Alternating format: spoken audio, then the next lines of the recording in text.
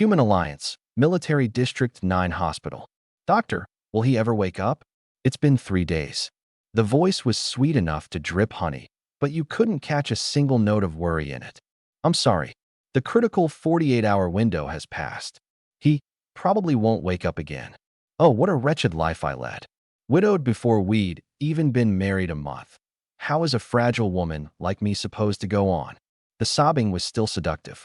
But the moment the door clicked shut, the crying stopped dead, like it had never existed. Chen Ming, don't blame me. The woman leaned close to the bed, her voice suddenly cold, like a different person entirely. I don't want to spend my whole life hauling or up mountains and planting herbs down in the dirt. I want to marry and awaken, be a rich man's wife, live above everyone else. Only if you're dead can I claim explorer's widow status, skip the alliance's marriage matching, and pick my own man. A needle slid into my arm. I could hear, I could feel, but I couldn't move so much as a finger. I was like a prisoner locked in a black room, unable to even lift an eyelid. Originally, I was a slacker back on Earth.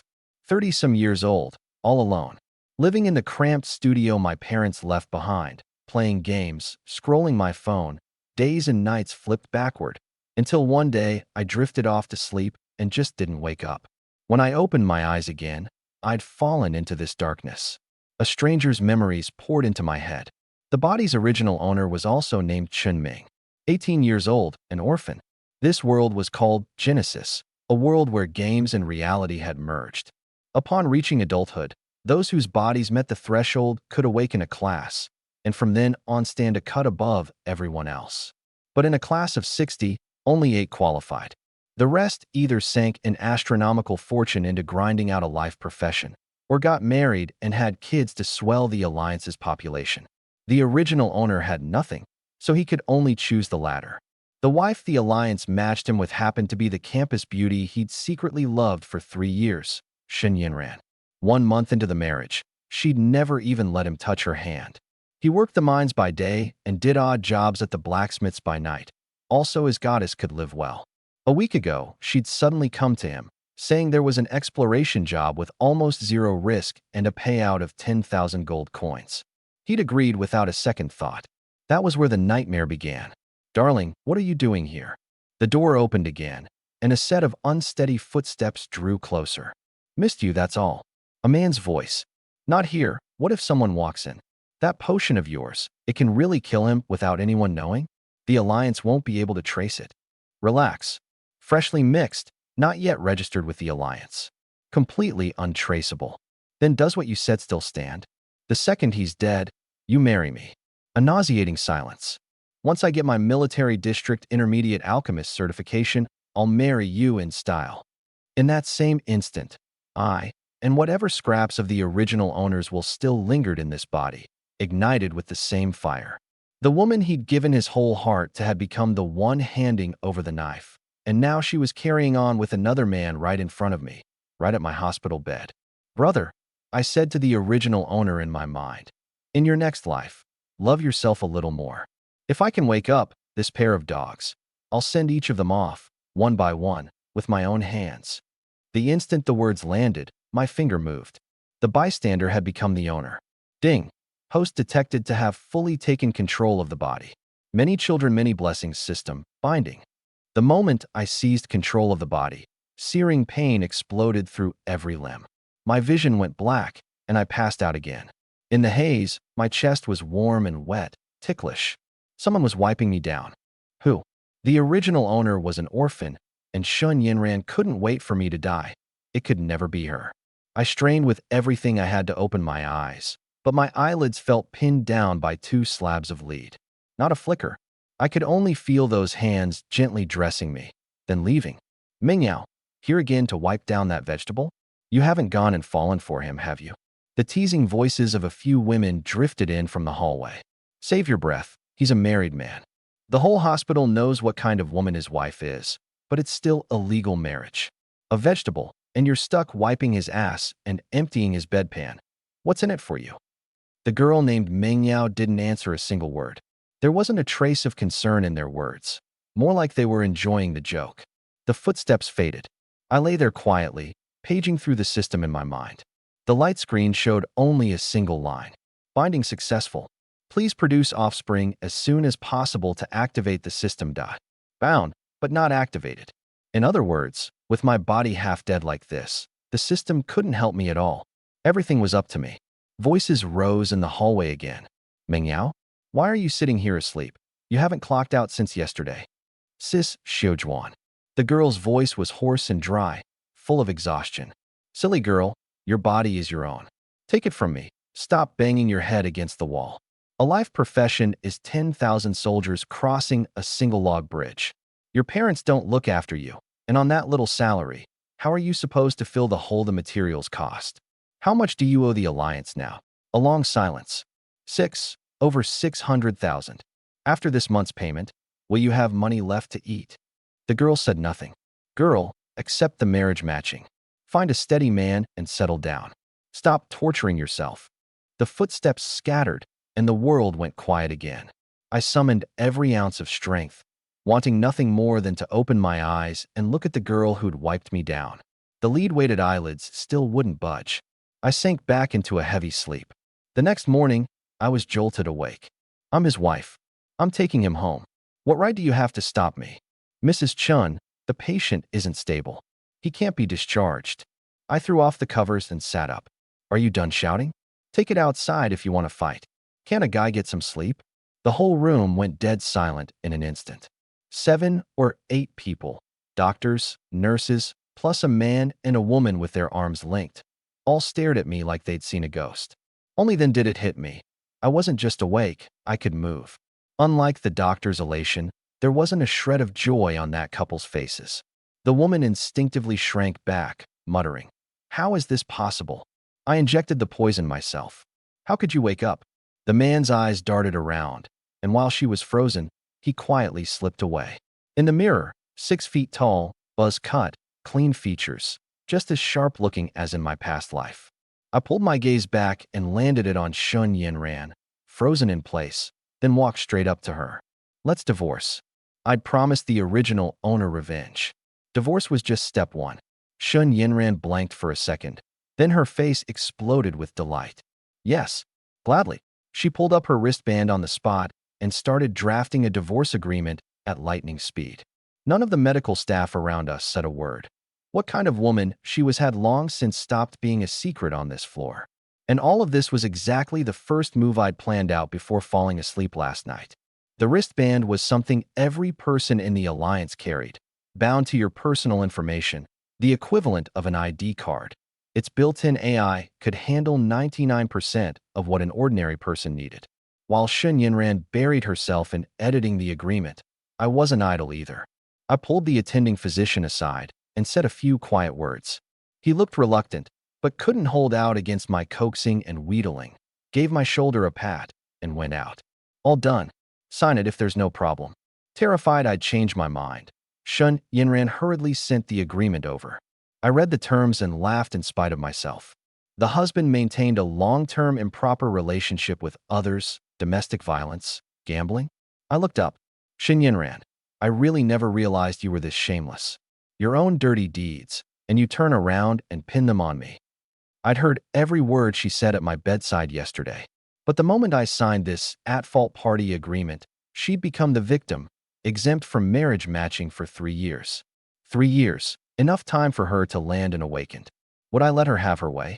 Seeing how brutal the terms were, Shun Yinran sidled over and tried to take my hand. I shook her off. The woman made me sick. When the hard approach failed, she promptly slumped to the floor, tears pooling in her eyes, the picture of someone begging to be pitied. The original owner, seeing her like this, probably would have gone soft. But the original owner was already dead, dead from the poison she'd injected with her own hands. I choked back my disgust and helped her up. Aiming, you still love me, right? You're a good man. You just can't give me what I want. Sign it, and I'll remember your kindness my whole life. Please. Her fingernails scratched faintly at my palm. Don't worry, signing won't hurt you at all. I'll come visit when I have time. My skin crawled all over. Fine. I opened the agreement.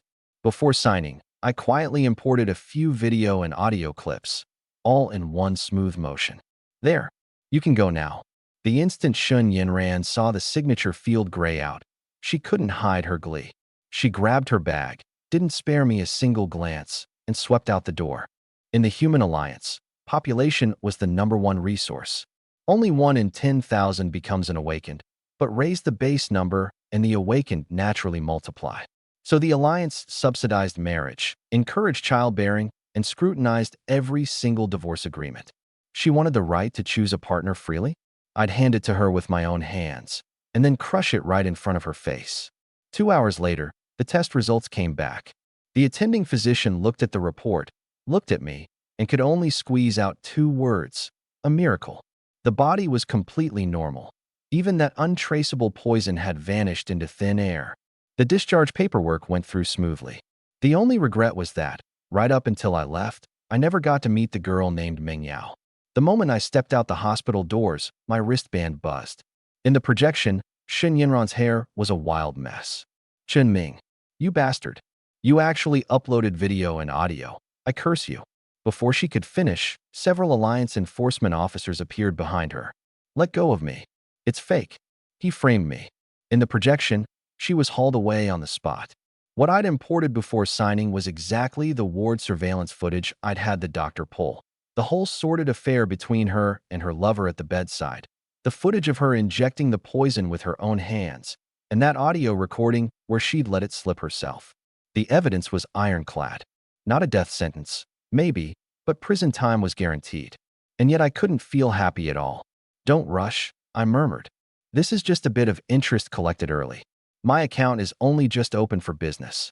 The wristband popped up the divorce receipt. Marital relationship terminated. Below it was an additional note.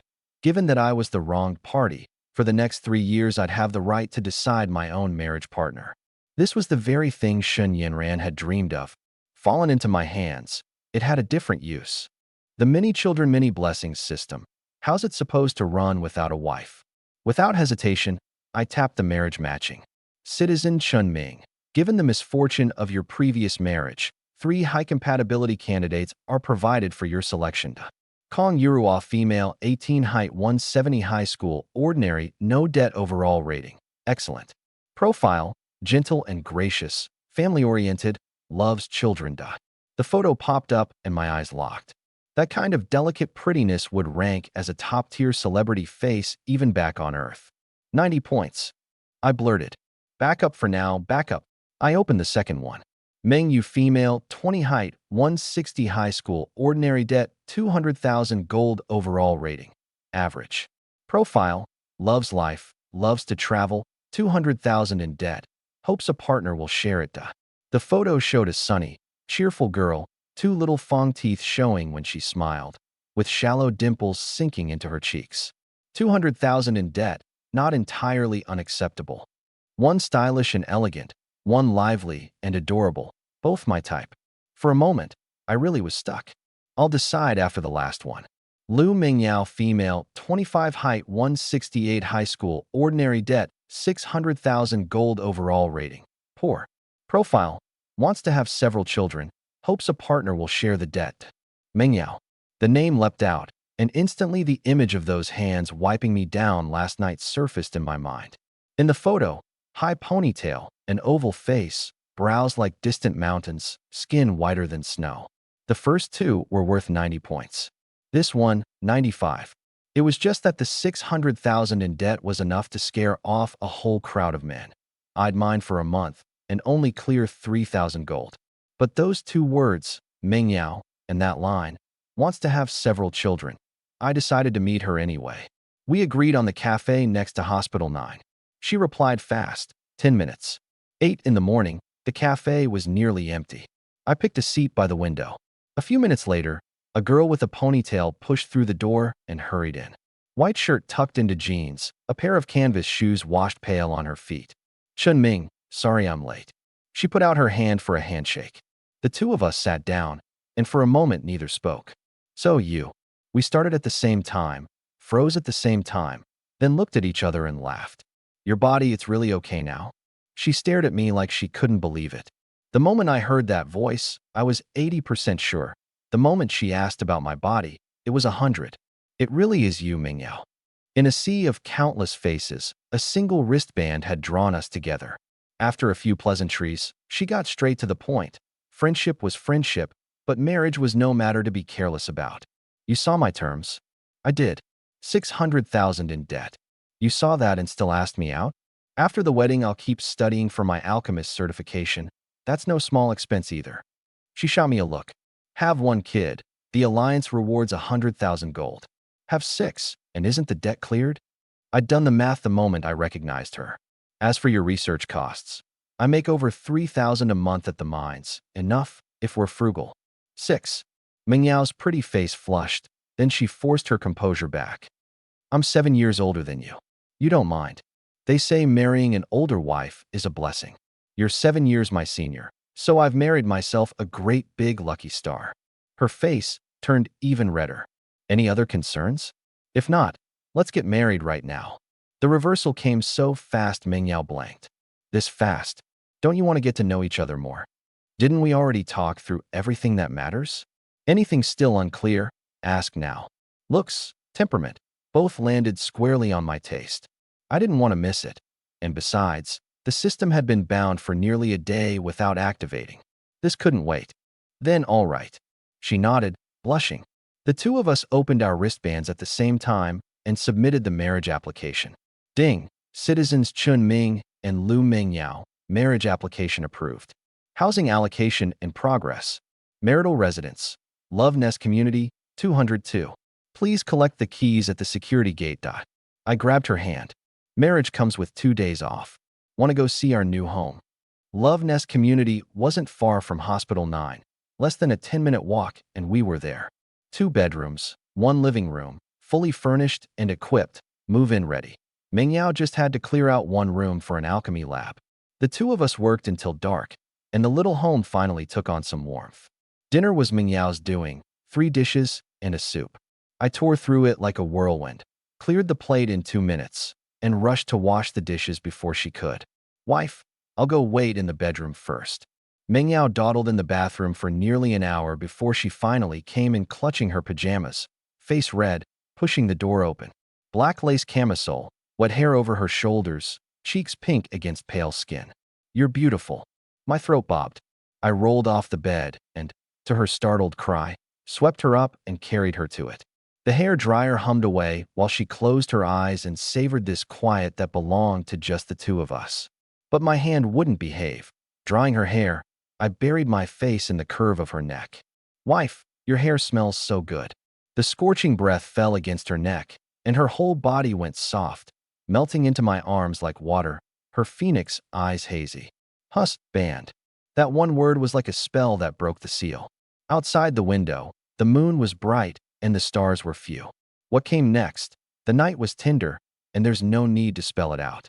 Ding, conception failed. Host, please keep trying to. I had no time to deal with the notification. As a man, my pride had been threatened for the first time. It's okay, don't get discouraged. You're just too tense. Mingyao stroked my hair, soothing me softly. No good. Again. I flipped the covers, and we both dove back under. Ding, conception failed.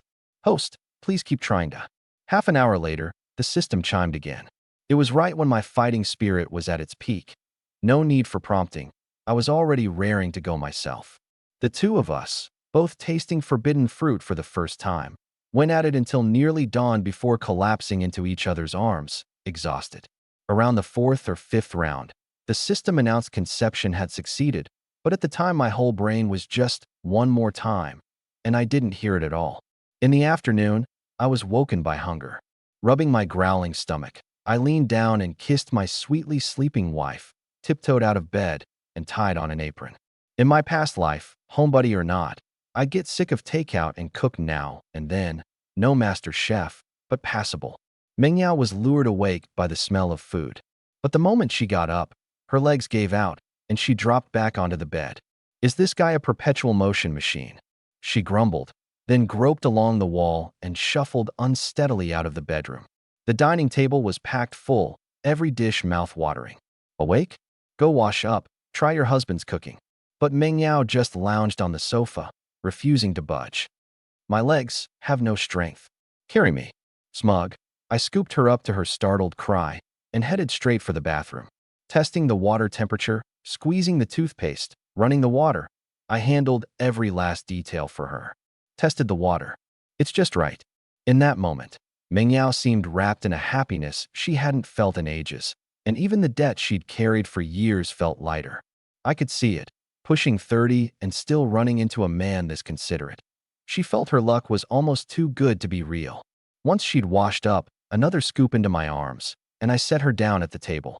Hurry, give it a taste. You're the only woman who's ever eaten my cooking. Mengyao rolled her eyes at me. You expect me to believe that? You loved Xin Yanran so much you joined the exploration team for her.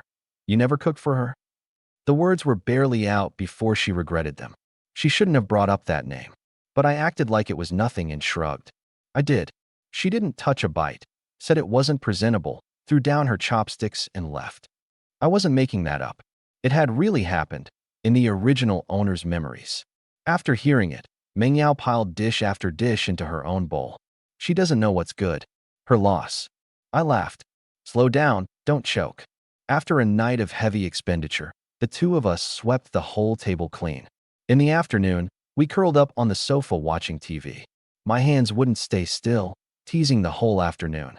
By the time it got dark, Mengyao half resisted, half yielded, and in the end indulged me one more time. Husband, have mercy. I really won't be able to get up tomorrow. Only then did I relent, carrying her back to bed and going to take a cold shower myself. By the time I came out, Mengyao was already fast asleep, worn out.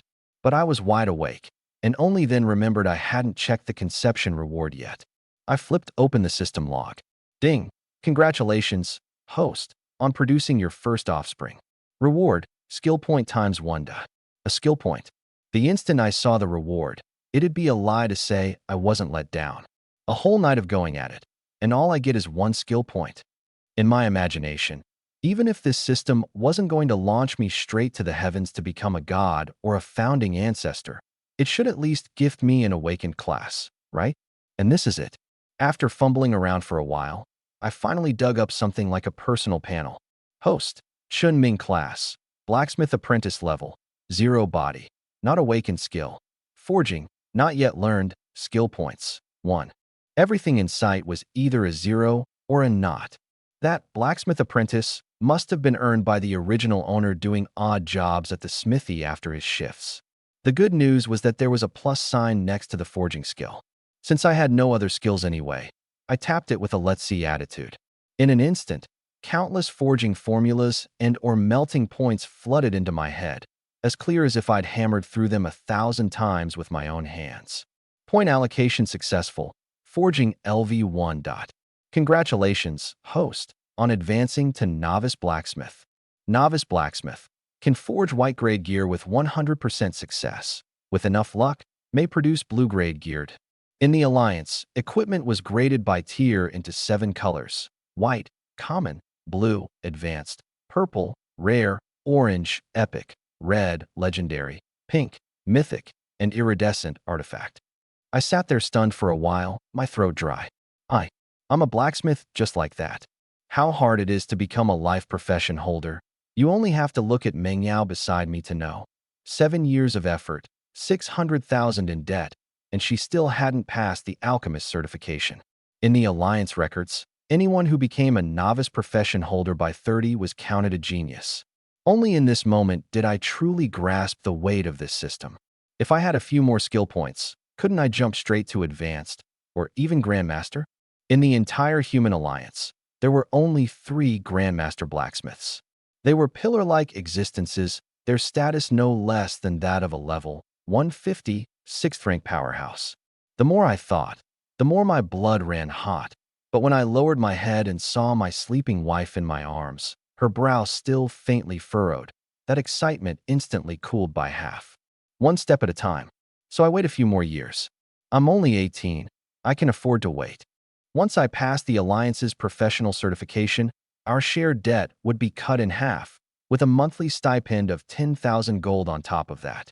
But after a long calculation, I realized, with our current finances, I couldn't even scrape together the material fees the certification required. I was an orphan. Mengyao had burned money chasing her profession all these years, and her parents had long since stopped caring about her. The two of us didn't even have anyone to borrow from. Thinking and thinking. At some point, I drifted off to sleep. Early the next morning, my lips were faintly sweet. I opened my eyes to find Meng Yao lying on top of me, wearing a guilty, just did something bad look. She'd come in to call me for breakfast, and seeing me sleeping so soundly, she hadn't been able to resist sneaking a kiss, never expecting me to react so strongly. With my fire already burning, I cupped the back of her head and kissed her back. MMPH. I was wrong. Breakfast's ready. Meng Yao finally wrenched herself free, and in the moment I was untying her apron, she fled in a rout. All day long, that's all you think about. Get up and eat breakfast.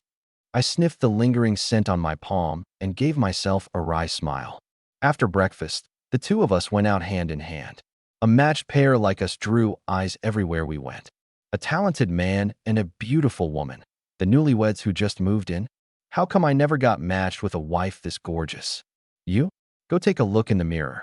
A fat guy in the distance had barely opened his mouth before the woman behind him shot him a glare, and he instantly shrank his head down like a quail. Bye, honey, be careful out there. Meng Yao stood on tiptoe and kissed my cheek, then turned toward Hospital 9. It was close, just a short walk. I headed to the community gate to wait for the shuttle to the mines. Another wave of envious stares at my back. The mine sat at the border of Military District 9 and Military District 8. Each district stationed 2 level, 150, 6th-rank powerhouses to guard them, and there hadn't been a monster attack in years. A safe enough stretch of land. Huh? Chenming? You're back. The moment I boarded the shuttle, a hand clapped my shoulder. I turned to find a fat guy whose belly was wider than his shoulders. Flipping through the original owner's memories, Zhou Qi, an old classmate. They'd been only SOSO back in school, but after graduation they'd been assigned to the same mine and gotten closer. Yeah, first day on the job today. I patted his belly out of habit. That was how the two of us used to greet each other. Zhou Qi's family was apparently pretty well off. I rubbed my chin, another idea starting to turn in my head. Mining was about the same as digging coal back on Earth. A pickaxe, a bottle of water, and that was your whole day. The rules were simple too. Each person had to hand in at least 1 advanced ore or 10 common ores per day. Dig up a rare ore, and you got 1,000 gold reward. The second I got to the mining area, I pulled Zhou Qi aside, all furtive. Hey, old Zhou, you a little flush these days? Lend me 1,000 gold to tide me over. I'll pay it back in a few days.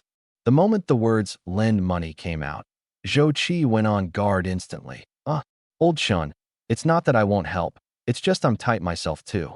Why don't you think of another way? All right then. It had only been a shot in the dark. Success or failure didn't matter. Looks like I'd just have to wait for next month's paycheck before going to the blacksmith guild for the certification. The work bell rang, and the mine filled with clanging. But I started a day of slacking, water cup in one hand, the other casually swinging the pickaxe, tapping it against the rock wall. Clang. A few of the old miners nearby all froze at once and swiveled their heads toward me in unison. Do this work long enough, and you become exquisitely sensitive to the sound of a pickaxe striking. I froze too. I'd put a little force into my hand, pried with the pickaxe head, and a head-sized purple ore came tumbling out, rolling to a stop at my feet. Amethyst. I'd just been fretting over the registration fee, and now in the blink of an eye I had it. I just resolved to wait for payday before going for the exam, and one swing of the pickaxe turned up a rare ore. The instant the purple glow appeared, every miner's eyes glued onto it. 1,000 gold per stone, a third of a month's wages. Who wouldn't go green with envy? The mine's supervisor rushed over to register it and shoved a heavy bag of gold coins into my hands on the spot. The whole mine seemed to be on a sugar high, pickaxes swinging fast enough to smoke. 1 amethyst, and today's quota was filled too. Why not just go register at the guild right now? No sooner said than done. Less than 10 minutes into my shift, I clocked out, and I was the first one to do so. With 1,000 gold tucked away, I headed straight for the blacksmith guild. At the door, a girl in her early 20s came bouncing up to greet me, 2 mischievous little fang teeth showing when she smiled. I'm here to register for the novice blacksmith exam. The girl blanked. I looked like I'd just walked out of school. You can take the certification anytime. You could wait until you're more confident before coming. I'll try my luck. Maybe I'll make it. All right then. Fill out your information and wait for your number to be called. Her name was Xiaomo. Later I'd learned that she handled dozens of luck chasers a day, and not one had ever passed. If I hadn't been good-looking, she wouldn't have bothered talking me out of it. Hey, handsome, you're up. Good luck. Xiaomo clenched a little pink fist and made a cheering gesture. The exam was simple. 3 portions of iron ore, and you forge 1 piece of white-grade gear before they melt. Iron, ore, gold crystal, quartz. Looking at the 3 materials, I raised an eyebrow. Mingyao had married me, and I still hadn't given her a gift. Quartz was a fine material for accessories. I'd forge her a wedding ring. In the furnace, the 3 ores began to smelt. A white-haired old man came strolling over with his hands behind his back. Vice President Li Jiqiang, the exam supervisor, hurriedly bowed. Jiqiang, has anyone passed today? In nearly 6 months, not a single person in all of District 9 had passed. The other 8 districts had all turned up promising talents, but District 9 alone had shown no signs of life, and at meetings he'd endured no shortage of cold mockery from that bunch of old-timers. Reporting to the vice president, not yet. The old man, Kong Xian, saw the lights on in the exam room and strolled over for a look. His brow furrowed first thing. This young? Kids these days don't even understand the principle of settling down and grinding things out slowly. I was utterly unaware that a big shot had shown up outside, still mulling over what style my dear wife would like. The moment the 3 ores hit their melting points, I took them all out and poured them into the same container in one go. Reckless, Kong Xian's face went dark. 3 ores with different melting points, the molten metal mixed together, the temperature thrown into chaos, the structure completely ruined. This one's a total amateur. Don't let fools like this into waste materials anymore. Li Jiqiang broke out in a cold sweat. It was the first time he'd seen the vice president this furious. But I was in no rush to act. I held my hand above the molten metal and focused, sensing the temperature. This step was heaven on one thought and hell on another. Misjudge it, and the whole batch was ruined. Now, I snatched up the tongs, and the molten metal plunged into water, every ore's structure freezing in an instant. I took out the iron blank, and the hammer fell in a strange rhythm. As hammer struck blank, a thick layer of impurities actually rose to the surface of the iron. The fist-sized blank, I pounded down to the size of a quail egg, the pitch-black iron turning silver-white and giving off a faint glow. This hammering technique was a skill the system had given me, close to metallurgy back on Earth. I'd never watched anyone else forge iron, so it didn't strike me as anything remarkable. Then came the shaping. Soon, a silver ring began to take form. I picked up the engraving tool and worked with painstaking care. This step actually took nearly 3 hours. By the final stroke, the intense concentration had left me dizzy and my hands shaking. I closed my eyes, drew a deep breath, and set the blade down again. The last stroke of the inscription was completed. Boom! A blinding blue light burst from the ring. Kong Xian and Li Jiqiang had watched the whole thing dumbstruck. Hammering can remove impurities too? In their understanding, impurity removal relied entirely on smelting, and the hammer only handled shaping. Yet this kid before them had rewritten the rules of forging out of thin air. Kong Xian had still been frowning, worried the youngster would crash and burn at the hardest stage, the inscription, as the strokes carved down one by one. The two of them were even more nervous than the examinee. Until that blue light burst forth. Blue grade. Vice President, it's actually blue grade. Li Jiqiang grabbed Kong Xian's arm, more excited than if he'd forged it himself. Excellent. Beautiful.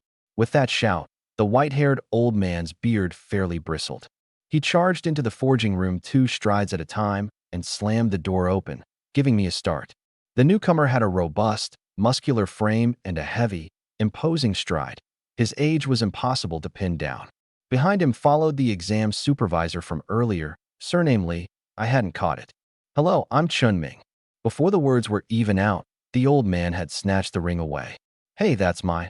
I was about to flare up, but seeing that lofty, untouchable supervisor bowing and scraping at the old man's heels, I swallowed my words. This old man was probably a big deal. A ring that boosts spiritual power, a top-grade blue item. The old man cradled the ring like he was appraising an antique. Chunming, is it?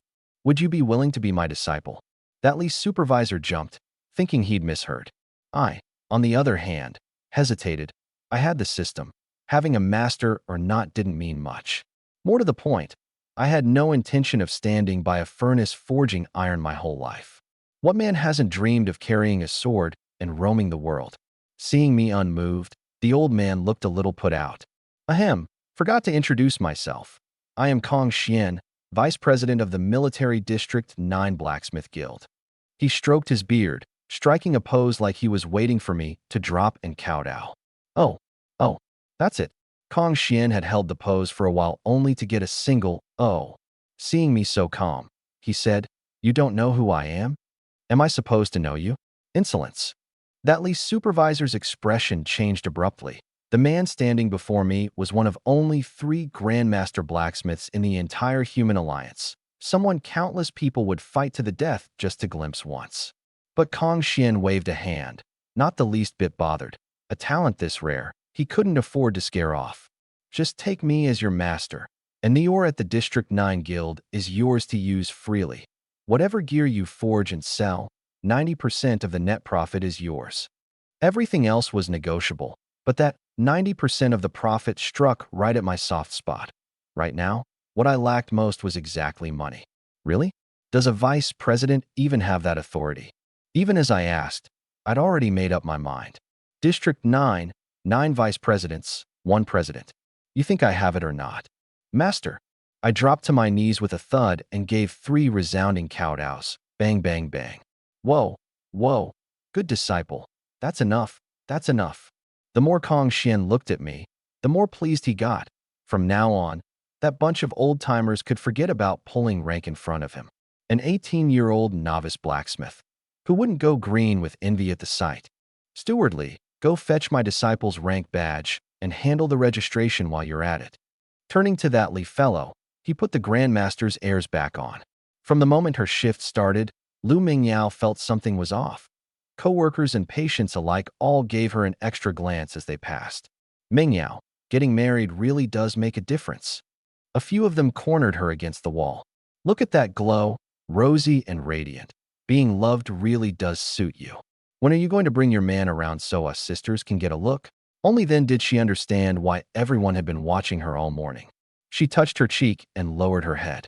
Come on, tell us, how old's your husband? Plenty of stamina. Siswan leaned in, waggling her eyebrows. Oh, what are you all saying? Still playing coy? Sisters, drag her in for an inspection. Lu Mingyao was extremely ticklish. She surrendered in under a minute. He's only 18. Plenty of stamina, like a perpetual motion machine. Her voice trailing off, her head sinking lower and lower. The whole room was equal parts envious and jealous.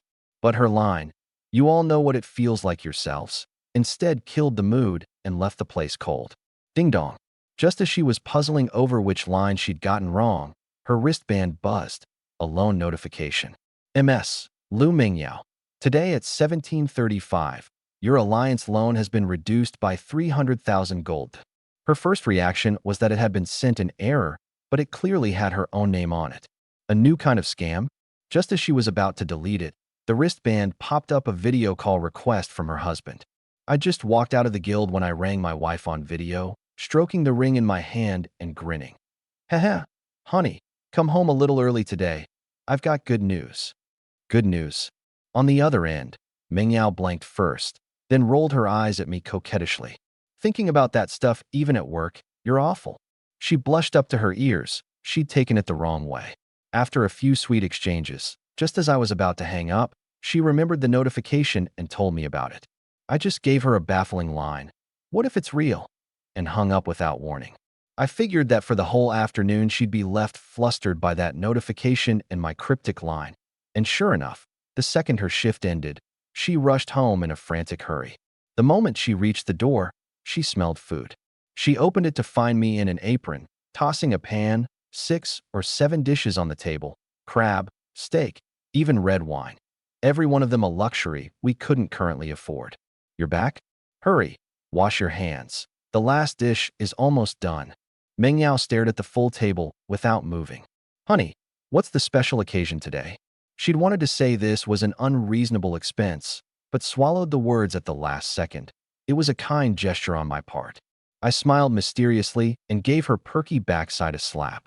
Ah, Her pretty face flushed scarlet on the spot. Don't go over there, and the other side gets a slap too. You big jerk. She shot me a charming, sulky glare and obediently went to wash her hands. Red wine, steak, candlelight. My wallet ached a little, but seeing her so happy, my heart was sweet too. Try the steak I seared. A serving cover sat over each of our plates. She lifted hers and froze stiff. There was no steak on the plate, only a purple jewelry box, and inside it a silver ring, exquisitely made, with a flash of blue light passing across it the moment her fingertip touched it. She turned around. I was already down on one knee at her feet. Our marriage was too rushed. No ring, no ceremony. Someone as wonderful as you. How could your life be left with regrets? Miss Lu Mengyao, will you marry me? Mengyao was already in tears. In that moment, even her 7-year obsession with becoming an alchemist seemed to fall away. All she wanted was to spend her life with me. Help me put it on. She pouted and held out her left hand. After we'd eaten and drunk our fill, I gathered her onto my lap and fed her the cut steak piece by piece. Now that the main thing's said, let me tell you one more piece of good news. She'd thought the whole time the proposal was the good news. Like a magic trick, I produced a wooden box, finely carved. She opened it and went still as if frozen. Inside was no precious object, just a bronze badge engraved with a furnace and a hammer. Flipping it over, there in small characters, along with a string of code. Novice blacksmith Chen Ming. You? I. She was incoherent, looking at the badge, then at me. Yeah, it's real. That debt reduction notification this afternoon was real too. I paused, and I took the guild vice president as my master. Master says that from now on, whatever gear I forge and sell, 90% of the net profit is mine. Every word boomed in her head like a bomb. If a profession badge's code weren't impossible to forge, she'd have thought I was teasing her. 18, a novice blacksmith, disciple of a vice president. 90% of the profit. That was grandmaster level treatment. The way she looked at me was like looking at a monster. She'd never believed in talent, only in perseverance. But in that moment, I could see it. She'd suddenly felt these past years had been a pointless waste of her life. From graduation till now was, all told, only 3 months. 3 months, and I'd walked the road others took over a decade to travel. Tomorrow I'm not going to the mines. I'll head straight to the guild. As a novice life profession holder, I get a 10,000 gold stipend each month, and freedom too. No more going down to the mines or the herb fields. I just had to hand in 10 weapons a month. So should I start calling you Master Chen now? She wrapped her arms around my neck. I still like hearing you call me husband. Huss, band. She drew out the ending. Like a wheedle, more like a tease. Already not having had my fill these past 2 days, I felt like a seal had been broken. The table's not cleared yet. Clear it tomorrow. But I haven't showered. This one's even more convenient. I scooped up my lovely wife and headed straight for the bathroom, the door slamming shut. We'll skip a certain amount here. The next day, just as the sky was brightening, I woke at 7 as usual. This was the original owner's body clock. Left to myself, I'd have been dead asleep at this hour. 4 hours of sleep, enough. I pulled my arm out from under her head, washed up, and the first thing I did was make my wife breakfast. Rise and shine, little piglet. Just a bit longer. Pumpkin porridge, your favorite. Get up, or I'll eat it all. Mengyao wriggled under the covers for a while before finally sitting up, clutching her lower back the moment she moved. SSS. What's wrong? Whose fault is that? You insisted on the bathroom last night. My back's about to break. With that, she pinched the soft flesh at my waist and gave it a full 360-degree twist. SSS. Now it was my turn to clutch my waist. You seemed to enjoy it too. I supported her on the way downstairs. As luck would have it, we ran into Zhou Qi at the community gate. Oh, what happened to your sister-in-law's leg? Mengyao blushed deep enough to drip. Twisted it on the stairs. Good thing I caught it quick. After dropping my wife at Hospital 9, I headed for the guild. I don't know what day it was, but the reception hall was packed with people, and Xiaomo was running back and forth, drenched in sweat. The moment she saw me, her eyes lit up. Chen Ming, hurry, take them in to pick out gear. I can't handle it all alone. The news that I'd taken Kong Xian as my master had long spread through the District 9 guild. When Xiaomo learned I'd passed on the first try, Her little mouth gaped wide enough to fit 2 eggs. Huh? It's my first day. I don't know anything. I hadn't expected to become a sales clerk. I didn't even know where the gear was kept. Keep going straight, the big hall at the very end. They're all awakened. They'll pick their own. You don't have to manage it. I whipped my head around to look at that group of people. These people were actually awakened? It was the first time since crossing over that I'd seen an awakened. Honestly, they were no different from ordinary folks. Without Xiaomo's heads up, I couldn't have told at all. If there was a difference, it was probably that these people had their noses turned up to the sky, looking down on everyone but their own companions. So you've awakened? Big deal? What's with the airs? In Genesis, awakened and ordinary people were two separate worlds. The awakened spent every day either running dungeons or grinding mobs in the wild to level up, single-mindedly building strength and exploring new maps. Ordinary people stayed in the safe zones, managing the daily logistics for them. I led this group into the weapons hall. Blades, spears, swords, halberds, armor, staves, piled densely in a great heap. So this was where the guild stored most of the gear it forged. A few young men around my age chatted as they picked out equipment. What level are you guys? Only 5. Never had a decent weapon, so grinding mobs is too slow. I'm 6. The low-tier wild monsters near District 9 are both scarce and hard to deal with. A group of us surrounds one, and it takes 10 minutes to wear it down. Listening off to the side, I muttered to myself, looks like it's not as glamorous as I imagined. Sorry, but I'm already level 12. A youth named Xiaodian raised an eyebrow. Xiaodian, how'd you level up so fast? A few of the girls immediately swarmed over. I awakened the power of light. Not much attack, but decent healing. A couple days ago, I ran a level 20 dungeon with a party and picked up a few levels along the way. And that level 20 rare skill book, I pulled it off the corpse myself. Skill books were the scarcest thing in Genesis. Even ordinary ones could be hawked at sky-high prices, let alone rare ones. That youth's tail was practically curling up to the sky. The conversation got less and less substantial the more I listened. Nothing but flattery and lining up card games. I turned to leave and ran right into Xiaomo at the door. The girl had just finished up, a fine sheen of sweat on her forehead, her bangs sticking to her face. They've picked out their gear. Not for a while yet. Go take care of your stuff. Can I buy you lunch to say thanks? Her big eyes were bright and shining, a touch warmer than usual. I was 2 years younger than her, yet already a novice blacksmith and a disciple of Kong Xian to boot. No wonder she was being so courteous. It was no trouble, don't mention it. I've got something on at noon.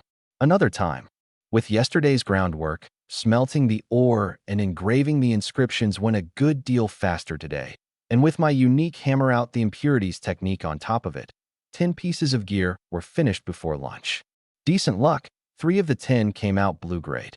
5 sabers and 5 swords. I made only those 2, since they sell best. I also casually forged a few staves, and one of those turned out blue too. A novice blacksmith only has to hand in 10 common pieces a month. I'm no fool. I'd never use blue grade gear to fill the quota. A common weapon goes for 100 gold at market, a blue one for over 1,000, a tenfold difference. I carried the gear over to Xiaomo. Register these for me. These 10 are this month's quota. And these other 4, sell them for me. Xiaomo stared at the 10 weapons on the counter, her pupils widening more and more. In one morning, 10 pieces? I'm still getting the hang of it. I'll be faster later. The way she looked at me was like looking at a monster. The fastest novice blacksmith around right now takes a whole day to forge a single piece, and longer if it fails partway, while these of mine were obviously top grade at a glance. She lifted the ragged cloth wrapping the gear, and in an instant the whole hall was bathed in a faint blue glow. Blue grade? 4 of them. You broke through to intermediate blacksmith. It's not that easy. I smiled. Still, the girl reminded me of something. With the many children many blessings system, the more children, the more rewards. But Mengyao had only just conceived, and 10 months of pregnancy meant the next one was at least a year away. In that year, relying on the bit of experience from forging alone, breaking through was all but hopeless. I'd have to think of another way. Keeping a mistress or a kept lover, I couldn't do that. My little wife at home was waiting to be fed. Why should I let an outsider get the better deal? How could I get someone else pregnant with my child without wronging my wife? This was a problem I needed to solve as soon as possible while I was young and strong. My calculation was simple. Tough it out for a dozen odd years, build up the capital, and I could rest easy ever after. With the quota handed in, I decided to go take a look around. Since crossing over, the only places I'd been were the Love Nest community, the hospital, the mines, and the guild. Leaving the guild, I headed west the whole way. On the wristband map, west was the stall district, the trade district, and the auction house. I'd come to test out an idea in my head. The stall district was quiet and sparse, only a dozen odd scattered stalls, mostly awakened selling their hauls from the wild and the dungeons. They thought the Alliance's buyback prices were too low, so they just sold them themselves. 2 enchanters had signs hung up. Bring your own materials, 5,000 gold per enchantment, under 10 minutes ago. I clicked my tongue watching them. This was practically daylight robbery. Further in, an alchemist's stall was lined with jars and bottles, stamina restoratives, healing potions, poisons and antidotes, the whole lot. There was also an or cellar, all of it purple tier rare. None of it interested me. Handsome, looking for something? I've got everything here. A hand suddenly grabbed me. It was a man in his early 20s with a bald patch on top of his head, a narrow, pointed face, 2 wisps of mustache, the spitting image of a rat. His stall really was as he said, big as blades and armor, small as ores and potions, basically a general store. Not interested. I turned to leave. Hold on. The rat pulled a fiery red book from his coat. Skill book, interested? My heart jumped. A skill book at a street stall. How much? This was exactly the purpose of my trip, to test whether, without awakening, I could learn skills. Little brother, this one me and a few of my buddies got dropping a lord, barely escaping with our lives. Don't let common skill fool you. The power's no less than a rare one. The rat waved his hand. 100,000 gold, and we're friends. The surrounding stall owners shook their heads. Another sucker about to take the bait. How many people has that junk book scammed? Lost count. Plenty, anyway. It was precisely because this bunch couldn't keep their mouths shut that the rat had pulled me aside. 100,000 gold for a skill book really was cheap. But right now my pockets were cleaner than my face, and today I hadn't come to spend money anyway. Can you let me see what skill it is? The rat was torn, but he hadn't made a sale in half a month and could barely cover the stall fee. Fine, I'll hold it, you look. Ever since games and reality merged, learning skills had been carried over too. Meet the class requirement. Spread open the skill book and give it a light tap. The book vanishes on its own, and the skill is learned. Afraid I'd learn it for free. The rat clutched it and wouldn't let go. I could understand that. The moment my fingertip touched the book, a trace of heat shot up. I opened it. On the cover were 3 large characters in flamboyant, dragon and phoenix script. Fireball. After it came a string of symbols I couldn't make sense of. To verify my plan, I fought through the dizziness and crammed those symbols into my head by brute force memorization. 5 or 6 minutes passed, and I was drenched in sweat. The symbols were too complex. I'd only managed to memorize the shape of 6 of them. Hey, little brother, did you get a good look? The rat asked a few times with no response, then snapped the book shut, his face flushing red, feeling he'd been played. Are you buying or not? Oh, no. Then what were you gawking at? Wasting my time. I bolted in a flash. Any slower, and the rat would probably have jumped up to pummel me. Those few stall owners behind me probably hadn't expected it either. This kid actually didn't fall for it. Mission accomplished. I jogged the whole way back. If this idea panned out, then next I'd have to seriously work out the how to sow the seeds problem. 6th floor nurse's station.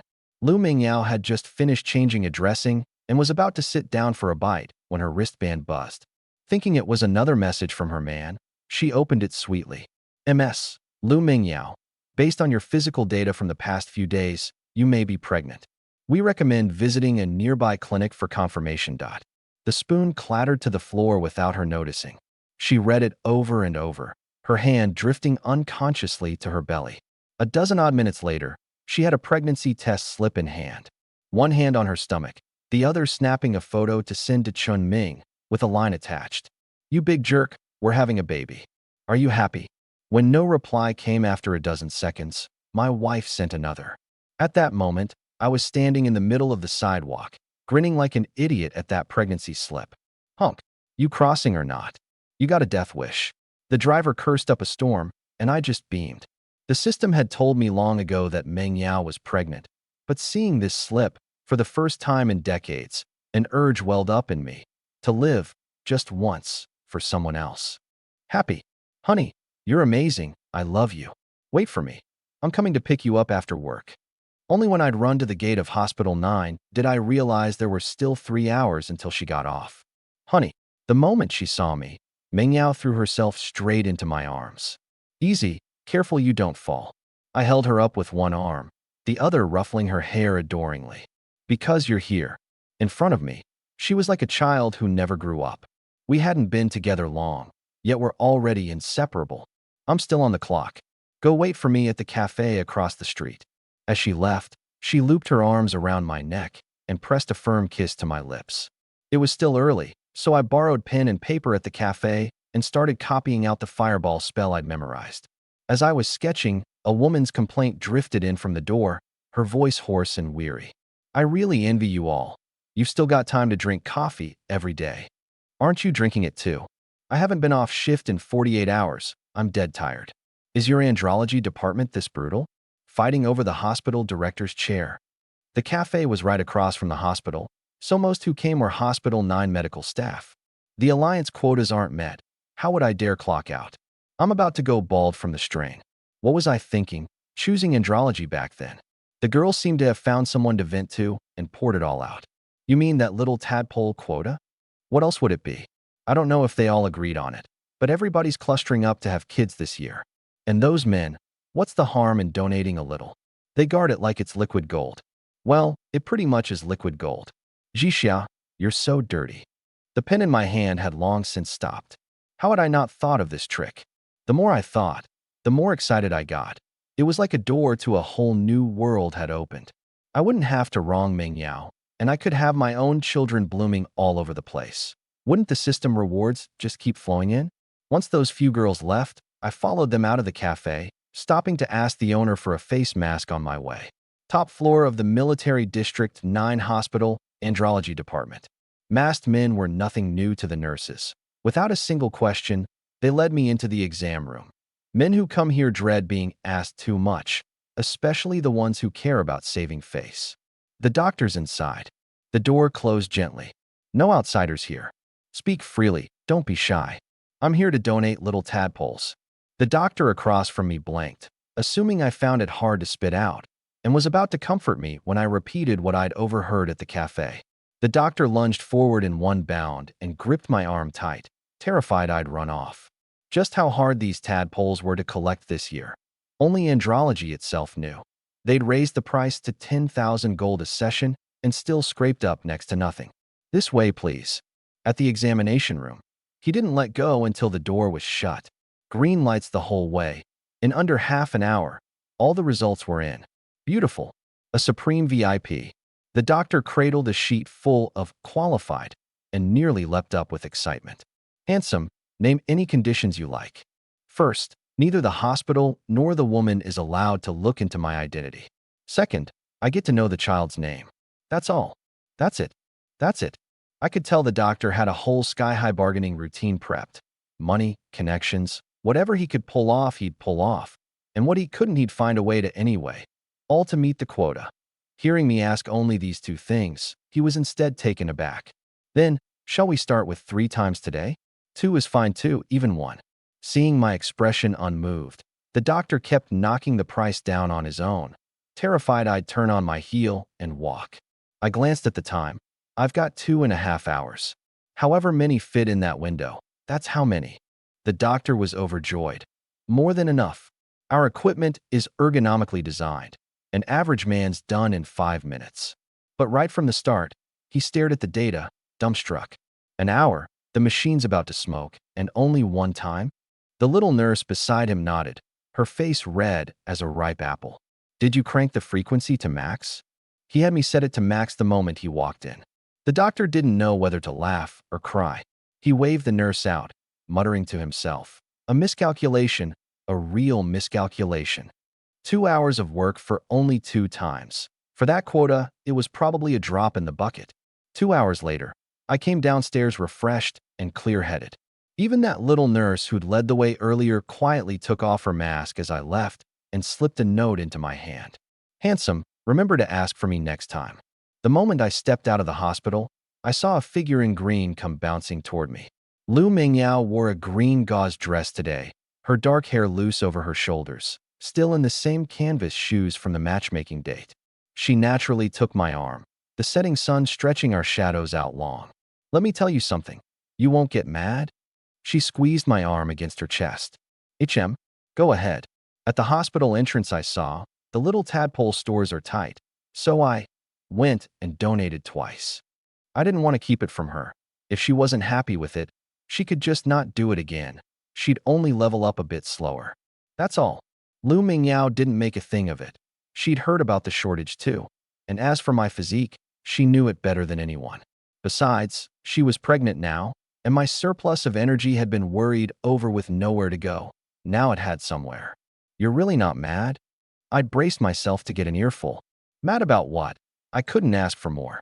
Besides, I'm already pregnant. If you go at it that hard, what if you hurt the baby? I stared at her for a full 2 minutes, confirming she really wasn't upset, before pulling her in and kissing her until she was out of breath. You got a death wish? We're in the street. Her little fist thumped my chest, and she buried her face in my arms. Married couple fun. Everyone here's been there. Nobody's laughing at you. With the green light in hand, I perked up. Oh right. A couple days ago on the sofa you used this same tone, said something about watching TV. And then, humph, so don't think you can fool me again. My trick exposed, I rubbed my nose. Whose fault is it for having such a beautiful wife? Carry me. It wasn't a request, it was an order. I was glad to obey. Back home, I cooked. When the food was ready, I went to call her, but the bedroom was empty. The light in the second bedroom was on. I pushed the door open to find Lu Mingyao in safety goggles, holding up a beaker, intently watching the changes in the liquid. It was the first time I'd watched someone mix potions like a lab class. I leaned against the doorframe without a word. The craft was a bit like alchemy of olden times. Pound the herbs, purify them, then combine them in fixed proportions. The ratios you just follow by the book? The real hurdle is the purification. A high-tier alchemist can get 10 doses from one herb, a low-tier one only a single dose. That's where the gap lies. I could mix them too, but a single dose would burn through dozens or even hundreds of herbs. Ding! Congratulations, host, on producing your second offspring. Reward, skill point times 1. I blanked, then was overjoyed. This fast? I thought I'd have to wait several days. Ding! Congratulations, host, on producing your third offspring. Reward, skill point times 1. 2 points in a row. If I put them all into forging, wouldn't I ascend in one step? Straight to advanced blacksmith? An advanced blacksmith's gear is blue grade at worst, most likely purple tier rare, and with luck through the roof, even orange tier epic. The monthly stipend jumps to 30,000 gold, and a single rare piece easily fetches tens of thousands or even hundreds of thousands. For us, wealth would be nothing but a number. But these 2 points, I deliberately didn't put into forging. Class, Novice Blacksmith Skills, Forging LV1, Fireball, not yet learned. Alchemy, not yet learned. Skill points, 2. Seeing Fireball and Alchemy, I wore a nude expression. My guess was right. After the system activated, I'd suspected my way of learning skills was different from everyone else's. Today I'd gone to the market on purpose to try my luck, and sure enough I'd run right into it. I tapped the plus sign on Fireball. Fireball LV1. A wave of heat ran through my arm. I crooked my index finger, willed it, and a matchstick-sized flame shot up with a whoosh, warm, with no discomfort at all. Everything was ready. All that remained was to head out of the city tomorrow and test it. If I really could level up, then I, Chun Ming, would be the first person in Genesis able to level up solo without awakening. The remaining point I didn't rush to use. I had other plans. The food was nearly cold, and still no movement from the second bedroom. Honey, dinner's ready. Both babies are hungry. Where'd 2 come from? She rolled her eyes at me as she came out. True enough, I don't count. I'm the big bad wolf. With that I pulled her into my arms. I'll feed you. No. She squirmed to break free, but the moment my hand reached out, her whole body went as if shocked, soft and limp with no strength, and she could only slump in my arms. The whole meal she ate flushed and flustered. This time, while I was clearing the table, Lu Mingyao slipped into the second bedroom and locked the door from the inside. When I finished cleaning up and came out, the living room was empty. I tried the handle, locked from inside. Honey, pregnant women should sleep early. Don't mix potions too late. No sound from inside, but I knew she'd heard. My first time keeping a lonely vigil over an empty room. I tossed and turned until nearly 11, then couldn't sit still. It's 11 o'clock. Come out now, or I'm kicking the door down. The door clicked open. Io, sweet husband, don't be mad. I was rushing to finish this batch. She threw herself into my arms and offered up a kiss and apology. My eyes rolled in thought. What potion were you making, and how much? Spirit potion. 8 rounds of refining, came out to 5 vials. She was puzzled. I never asked about her potions. My wife's amazing. It won't be long before you're a real alchemist. The alchemist exam. 10 portions of herbs. Mix at least 10 doses, pass, and get a badge. I shifted the subject. These vials of spirit potion, can you give them to me? I've got something big tomorrow. The blue vials on the table are spirit, red are healing, green are poison. Take them yourself. She didn't press.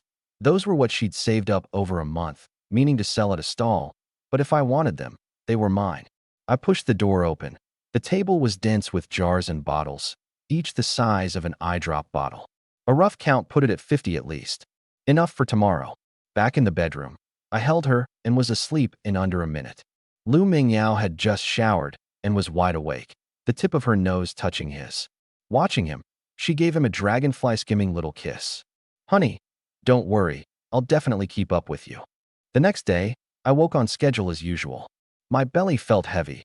I looked, and it was her snow-white leg draped over me. Such a little octopus. I stole a kiss before getting up. After breakfast, I saw my wife off, and the plan began. First home to sweep up all the potions on the table, then off to the blacksmith guild. In the hall, Xiaomo was dozing with her head propped on one hand, and I startled her with a single word. Chenming, you're so annoying. President Kong hasn't shown up these past couple days. My step paused. This master of mine, he's not going to take me on and then ignore me, is he? Very possible.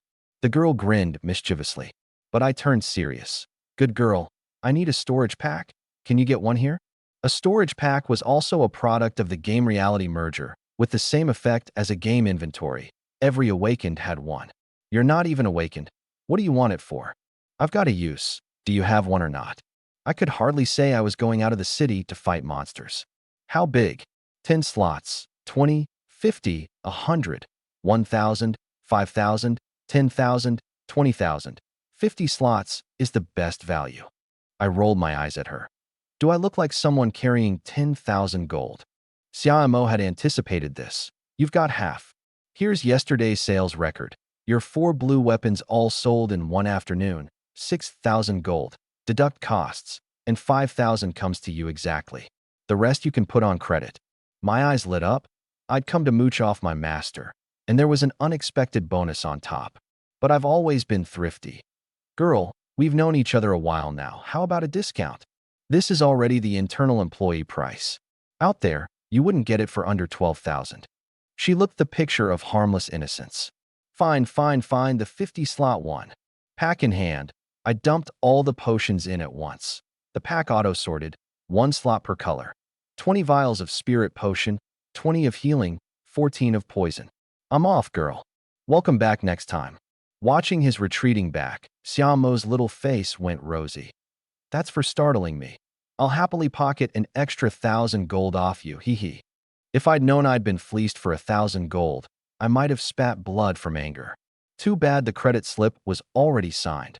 Knowing wouldn't have helped. Today I'll first test whether this method works. If it does, I'll pay off the account tomorrow. In Genesis, before the age of 18, anyone can boost their physical attributes through training or medicine. Once you turn 18, if your attributes meet the threshold, you can awaken. But once you cross that line without qualifying, no amount of effort in this life will ever win you an awakening. There'd been rich types who paid awakened to power level them. Levels could rise, the perks could be enjoyed, but there was a fatal catch. They couldn't learn skills, not even the most basic ones, so they could only reach level 20 at most. After level 20, Advancing class is a solo task. No one else can help. Without skills you can't fight, can't advance class, and can only be an ordinary person with a bit more brawn. As an ordinary person, dungeons were out of the question, solo runs were suicide, and no party would take me. The only road was to go out into the wild and kill monsters. The bus ride was nearly half an hour. The moment I got off, a barrage of shouting hit me, and I thought I'd walked into a farmer's market. Goblin Dungeon, level 10 and up, need a healer and a mage. Misty Swamp, anyone advancing class? Farming level 1 red-eyed rabbits, any mages? 3 short 1. It was my first time seeing this many awakened. I walked up to the youth shouting about red-eyed rabbits. Can I join your party? To convince them I was a mage, I even kindled a little fireball at my fingertip. A mage? Welcome, welcome. A tap of the wristband and the party was formed, a so-called party being nothing more than a contract for sharing experience. But the moment the other two teammates saw my level, their contempt was utterly unconcealed. Level 0? Not awakened, and you come in here to eat our experience? Kick him. The next second, I got the notification that I'd been kicked from the party. That party leader was decent enough and didn't pile on. But those two wouldn't let it go. Get lost. Not awakened, and you still want to mooch. Remember, some people are born into a different world from you. You think this is school, everyone's equal? Beat it. The jeering drew a crowd of gawkers. I clenched my teeth and said nothing, walking out past the safe zone without looking back. Oh, quite the temper. No talking sense into someone bent on dying. Every year there's always a few who won't accept their lot, and don't they all end up as fertilizer in the end? Even us awakened don't dare solo out in the wild. An ordinary guy, I bet he doesn't last an hour. I bet 10 minutes. I let all of it wash right past me. If the experiment succeeds, I'll be someone you look up to for the rest of your lives. Last night I'd studied the map and marked a few zones where monsters were scarce. I circled around to the far north of the safe zone. Few people here, mostly stall vendors. 50-slot storage bag, real price 7,000. Potions 1 gold a vial. Treasure chest keys 100,000 apiece. I cut through the crowd and made straight for my target, the red-eyed rabbit. This monster has thin HP and low attack, making it the top pick for leveling. The only hassle is that the moment it senses a death threat, it bolts. To be safe, I wandered around within 200 meters of the safe zone for a whole afternoon. Never mind a red-eyed rabbit, I didn't see so much as a footprint. Burning time like this won't do. There were still 4 hours until my wife got off work. Gritting my teeth, I headed deeper in. Sure enough, less than a kilometer in, I spotted a rabbit crouched under a tree nibbling grass. Fireball. 3 seconds of silent chanting, and a flame shot up from my palm, swelling to the size of a basketball, hovering there. The heat so intense the fine hairs on my face curled. Go! Boom! The fireball blasted a charred crater into the ancient tree beside it. The red-eyed rabbit only got a few singed hairs. Threw it crooked? I really wanted to ask, why doesn't this skill auto-lock? The rabbit was infuriated. Its hind legs kicked off, and it slammed into me like a cannonball. I couldn't dodge in time and was knocked flying 3 or 4 meters, my insides feeling like they'd shifted out of place. The rabbit's hind legs coiled to spring again, and there was no time left to chant. In my panic, I grabbed a handful of potions from my pack and, without even looking, hurled them. Splat! Splat! Red, blue, and green doused the rabbit all over. In an instant it was slick and green from head to toe, its speed and jumping power dropping a huge notch. It was Meng Yao's poison potion. I seized the chance to gulp down a healing potion, chanting as I ran. Boom. This time, dead on target, right in the rabbit's head. Going by this method, I fired off 3 fireballs in a row. The red-eyed rabbit tried to flee, but the poison clung to it like a shadow it couldn't shake, and in the end it pitched into the flames in defeat. A warm current flowed through my whole body. My level 0 experience went up 10%. Ding. HM. It dropped something too. My first time killing a monster, and it had actually dropped loot. I downed 2 potions, my chest feeling better, then walked over and dug through the rabbit corpse. Lying in the blood was a magma-colored bead, hot to the touch even in my hand. A wristband scan. Blazing fire bead, a specialty of the Crimson Flame Canyon, somehow drifted to this place. Once crushed, attacks permanently carry flame scorching. The more you refine, the stronger the scorch. Refining progress, 1/100. Wild monster drop rates are notoriously low. How would it drop treasure right off the bat? More likely this rabbit picked it up somewhere else. Without hesitation, I crushed the bead. The magma-like liquid seeped into my body through my pores, my right arm searing like a red-hot branding iron. It took about half a minute to settle. Crimson Flame Canyon? I searched the map, unknown region. It was actually a place no one had ever set foot in. Rested enough, I went looking for the next one. This time the fireball really carried the scorch. The first stunned it, the second caught up, the third came down, and the red-eyed rabbit toppled with a wail, even saving me a vial of poison. Experience went up another 10%. Going by this method, in 1 hour I cleared 7 of them. Killing monsters to level up turned out to be physical labor. The biggest bottleneck right now was the shortage of spiritual power in monsters. 100 points of spiritual power, kill 3, and I had to sit down, drink a potion, and rest. No wonder spiritual power and recovery accessories are so expensive. Genesis spells have no cooldown, but they require chanting. A 3-second chant, drawn out to 6 or 7 seconds while fleeing. So a staff that shortens chanting is crucial. I'd have to forge myself a custom one when I got back. Sis, there are too few monsters over here. Walked forever and didn't see one. What do you know? Few monsters means few people too. Over there, you think you'd ever snag a kill? In the distance, a man and a woman, sounding like brother and sister. Huh? A red-eyed rabbit corpse. There's someone nearby. My brow furrowed. I'd picked this spot precisely because it was empty. The woman frowned too, probably annoyed that I'd taken the spot she'd brought her little brother to train at. I am Lung Ruatong of the Proud War Guild. Friend, might you do us a favor? Just as I was thinking I'd wait for them to leave before coming out, an aura had already locked onto me. Fortunately, the other party meant no harm. Otherwise, that pressure alone would have flattened me to the ground. Level 100, 4th rank. Domain pressure was the very mark of 4th rank. Haha, suit yourselves, I'm leaving right now. I plastered on a fawning expression, but in my heart I marked the two of them firmly. I'd been grinding for nearly 2 hours, and they show up and want to clear the place. On what grounds? Just because their fist is bigger? Today's matter. I, Chun Ming, have noted it down. Still not getting lost? The boy snapped. Lung Ruatong shot her brother a faint glare and said nothing. Leaving now. The instant I turned, the fawning vanished from my face without a trace, leaving only humiliation. I walked for half an hour without seeing a single rabbit. Only 40 minutes until my wife got off work, and the trip back would take half an hour.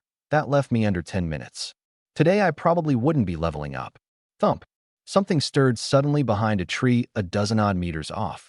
I thought it was another awakened, but after a long look there was no one.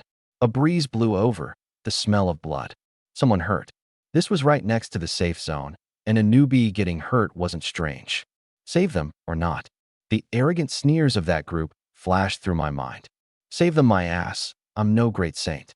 If they die, all the better. Then I can loot the corpse. I rolled up my sleeves and circled around to flank it. Halfway there, a furry big foot poked out from behind the tree. Shifting a few steps to the side, a fat rabbit nearly 10 times the size of an ordinary red-eyed rabbit came into view. A wristband scan. Red-eyed Bobby, level 5 boss. A boss. Wasn't I about to strike it rich?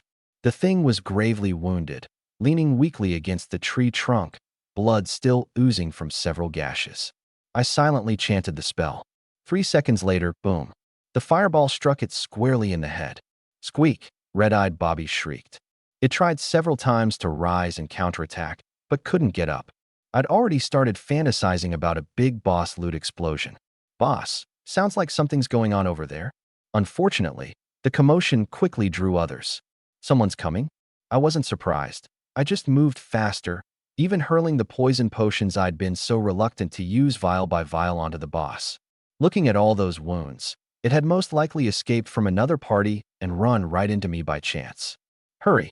Crying out that pitifully means someone's fighting it. We put in all that effort. Don't let someone snatch the easy pickings. The voice was only a few hundred meters off. 3 fireballs already. Why isn't it dead yet? I knew this was the last chance. Succeed or fail, I had to go. If I got caught stealing a boss, Mingyao would probably have no choice but to remarry. Boom. The fireball struck right between its brows, the impact strong enough to nearly snap its neck, the scorch still gnawing at its body. But the thing clung stubbornly to one last breath. Before turning, I gave the boss one final glance. Ding! Splat! Whoosh! A warm current surged through my whole body. The fatigue swept away, my body more at ease than ever. But there was no time to dwell on it. I pushed my speed to the limit and lunged straight for the corpse. You bastard, put it down. The pursuers had arrived. I just rushed to the corpse, no time to look it over, and just made a wild grab underneath, grabbed something, stuffed it into my pack, and bolted. I said put it down. My back went cold. I didn't even have time to look back, only zigzagged to dodge. Boss, there's a skill book here. That shout was like a decree of amnesty. The few who'd gone red-eyed suddenly had clear gazes and swarmed over in a pack. My heart bled along with it. A skill book? When I grabbed underneath just now, how had I not grabbed it? Even if I didn't use it, taken to auction it could clear my wife's debt on the spot. But the other party stopping their pursuit for that book was exactly my chance to get away. Though I hadn't snagged the loot, I'd swallowed the boss's entire experience alone. My level shot straight up to 4. Attributes doubled, my body twice as strong as before, spiritual power up by 20 more to 120. With this new lightness, I slipped into the safe zone within minutes. The so-called safe zone only bars wild monsters. It doesn't guard against people. Actually get caught, and even if you don't die, you'd lose a layer of skin. I burrowed into the most crowded spots, even ducked into a restroom, and changed clothes twice, fussing for nearly 10 minutes before boarding the return bus. But in the end, I didn't make it before my wife got off. Honey, where are you? 2 minutes away, got held up today. No rush. I'm waiting at the cafe across from the hospital. When I walked in, Lu Mingyao was gazing out the window in a daze, the setting sun tracing her profile, like a girl who'd stepped out of a comic. Click! I snapped a photo with my wristband. Honey, like a fluttering butterfly, she dove into my arms. TSK. I was wondering why you haven't been working overtime lately. Turns out you're rushing back to meet your little sweetheart.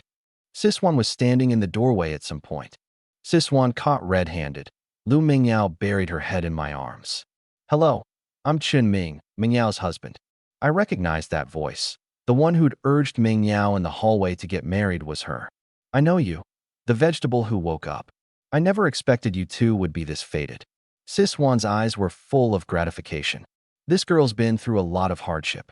You dare bully her. Watch out, or I'll beat you up. Don't worry, Siswan. I'll never let her suffer a grievance. Off the bus, on the pretext of a stroll, I walked Mingyao around in a few loops. I was afraid of being tailed, but thankfully spotted nothing amiss. Though I'd used the rabbit corpse to block their line of sight at the end, if I'd been seen, retaliation would be no joke. Back home, I helped her onto the sofa and was about to get up when my hem was caught. Seeing her staring at me with something she seemed to want to say but couldn't, my scalp prickled. Take off your clothes and let me wash them. You reek of sweat. Mengyao's words seemed to carry a hidden meaning. I still took off my shirt in front of her. I didn't take off the pants, since that belt was today's newly bought storage pack. 8-pack abs, sharply defined. Mingyao stared, unable to resist reaching out for a touch. Tonight in bed, I'll let you touch all you want. I raised an eyebrow. Your body seems even better than a couple days ago. Even your belt's different. My eyelid twitched. I'd leveled up today. All my attributes had risen, and even a change this subtle she'd noticed. Sure enough, every woman is a Sherlock Holmes when it comes to her own husband. She looked thoughtful, then got up and went into the second bedroom. Seeing the emptied potion vials on the table, the light in her eyes grew even brighter. At dinner, I went to call her and saw several more vials on the lab table, mostly poison, the rest healing, with only one vial of spirit potion left. After dinner, she dove headlong into the lab without even a word. Once again, I kept lonely vigil over an empty room. Right? I still haven't looked at what I grabbed into the pack. I snatched up the belt, and the instant I saw it clearly, I nearly leapt off the bed. Purple light? A rare skill book. Excited heart, trembling hands. A purple rare skill book, a threshold you couldn't touch without a million gold, was now lying quietly in my pack. I opened the first page. Meteor Fire Rain. A mage's group attack skill? The last Meteor Fire Rain was said to have come from District 1, and at auction the major guilds fought tooth and nail over it, closing at 9 million gold. I pressed my palms together and clapped the book. Plop, it just dropped onto my lap. Not awakened, so of course I couldn't learn it. But far from being dejected, I grew even more excited. If I learn it with skill points, will the book then not vanish? Then after learning it, I could turn around and auction it. 9 million gold. With that money, I could take my wife away from this dump to the real core of District 9, buy her a car, and pick up a few practical skills to keep me safe. I could still sell them after learning, since the skill was already mine. I flipped to the second page, a whole page of gibberish that made my brain throb. The script seemed deliberately to defy human cognition. What was in my memory just barely refused to line up. After nearly an hour of struggle, I'd only memorized 2 words. I opened the system, still no meteor fire rain in the skill slot. 2 words wasn't enough. I don't know how long I'd been reading when I slumped against the headboard and fell asleep. Lu Mingyao pushed the door open, gave a sweet smile, and went over to tuck him in. As her fingers lifted the blanket, she glimpsed a faint purple light under his arm, and the instant she made out that skill book, 1,000 words jammed in her throat, and she couldn't spit out a single one. After a long while, she heaved a heavy sigh. Honey, what on earth am I supposed to do? That night, she tossed and turned, unable to sleep. The next morning I woke to an empty space beside me. Following the sound, I found her busy back in the kitchen. Awake? Hurry and wash up, food's almost ready. Only after the meal did I remember last night's skill book. Back in the room, I found the book set neatly on the nightstand. She'd definitely seen it. I didn't want to hide it from her, but the system and skill points were simply impossible to explain. A person who hadn't awakened could actually learn skills. If word of that got out to those rich types, wouldn't they go mad? As I was about to leave, I finally hemmed and hawed. Honey, yesterday by a stroke of luck I got a skill book, and I'm planning to auction it off anonymously at the auction house. What do you think? Amused by my nervous look, Lu Mingyao burst out laughing and reached over to straighten my collar. I'm your wife. Whatever you decide, I support you. Just one thing. Whatever you do out there, stay safe for me. Remember, I and the baby are waiting for you at home. She guessed it, but didn't say it out loud. I pulled her in tight. Don't worry, I'm tough as nails. Go on. You don't need to see me off today. She kissed me once. Don't forget the potions on the table. Tell me if you run out. With that, she breezed off. Back in the room, I opened the system, and sure enough, Meteor Fire Rain had appeared in the skill slot. But just as I was about to tap it, a line popped up. Rare skill, requires 2 skill points to. My heart sank halfway. Don't I still have 1 point saved? I could see it, touch it, but not use it. This feeling was truly maddening. In a fit, I slammed the door and stormed out, meaning to go to Hospital 9 and donate tadpoles for points, then turned back halfway. My wife had only just started her shift. How awkward to run into her. So I pressed down the restlessness and went to the blacksmith guild first. Oh, the god of wealth. Oops, Master Chen has arrived. The moment I stepped in, Xiaomo came bounding up to greet me, that look in her eyes exactly like she'd spotted a fat sheep. Has my master come in? Not yet. Heard the vice president's gone into seclusion and won't be out anytime soon, so don't get your hopes up. Fine, I'll find you in a bit. I headed straight for the forging room. The moment Chen Ming left, a crowd in the hall mobbed Xiaomo. Who's that guy? So full of himself. You all don't know?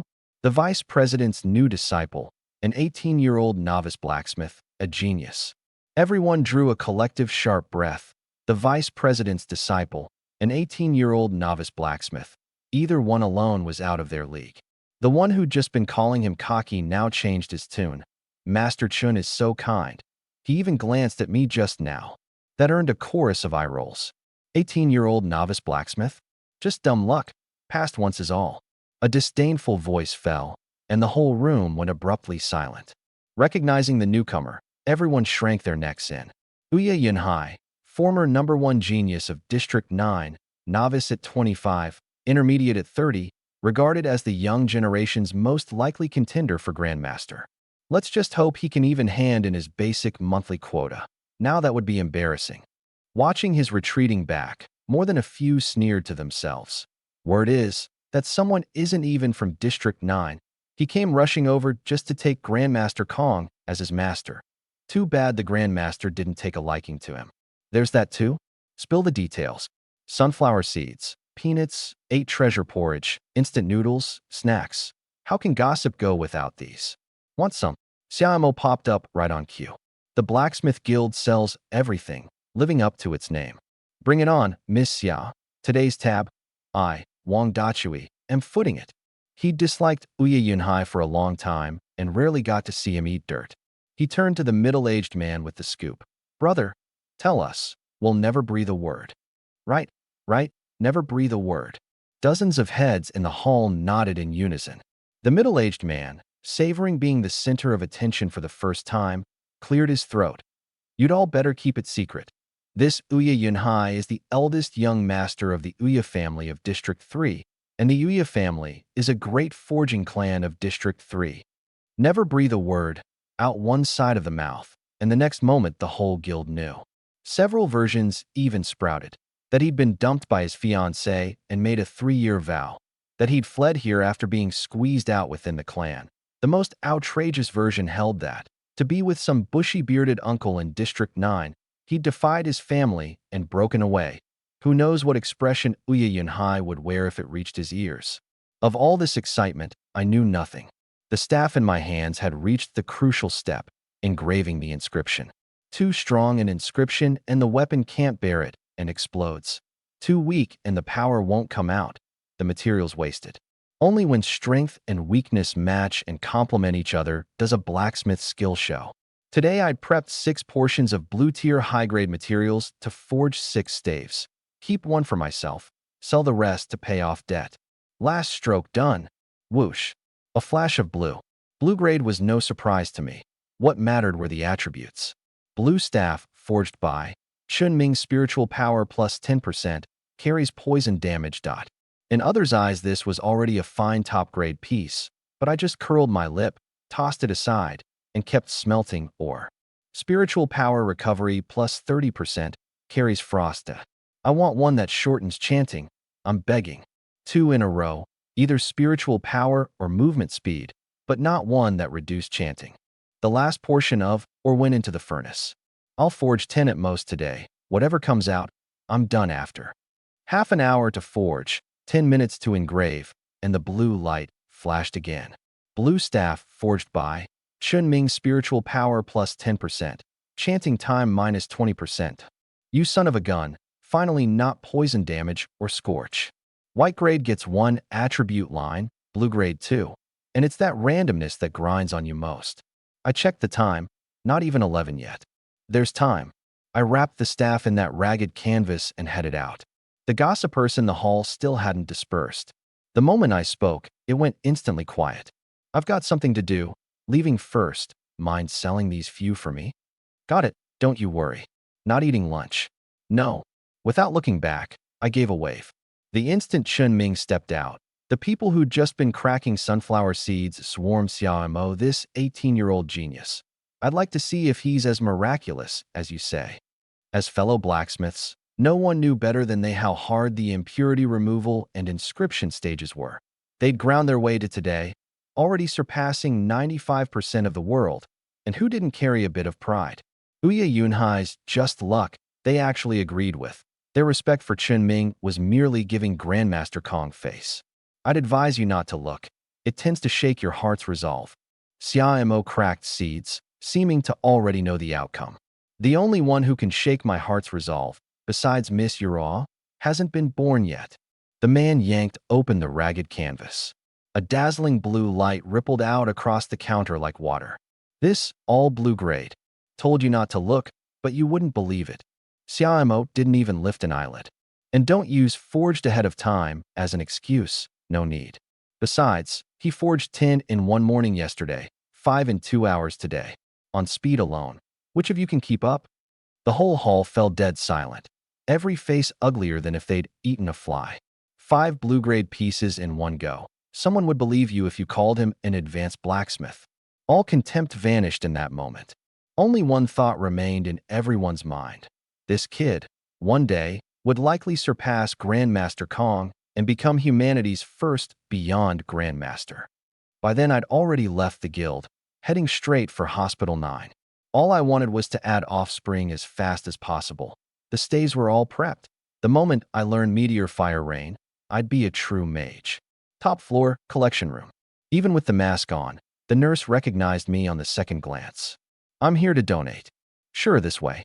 That earlier session had been too staggering, so the director had learned his lesson and switched to new equipment.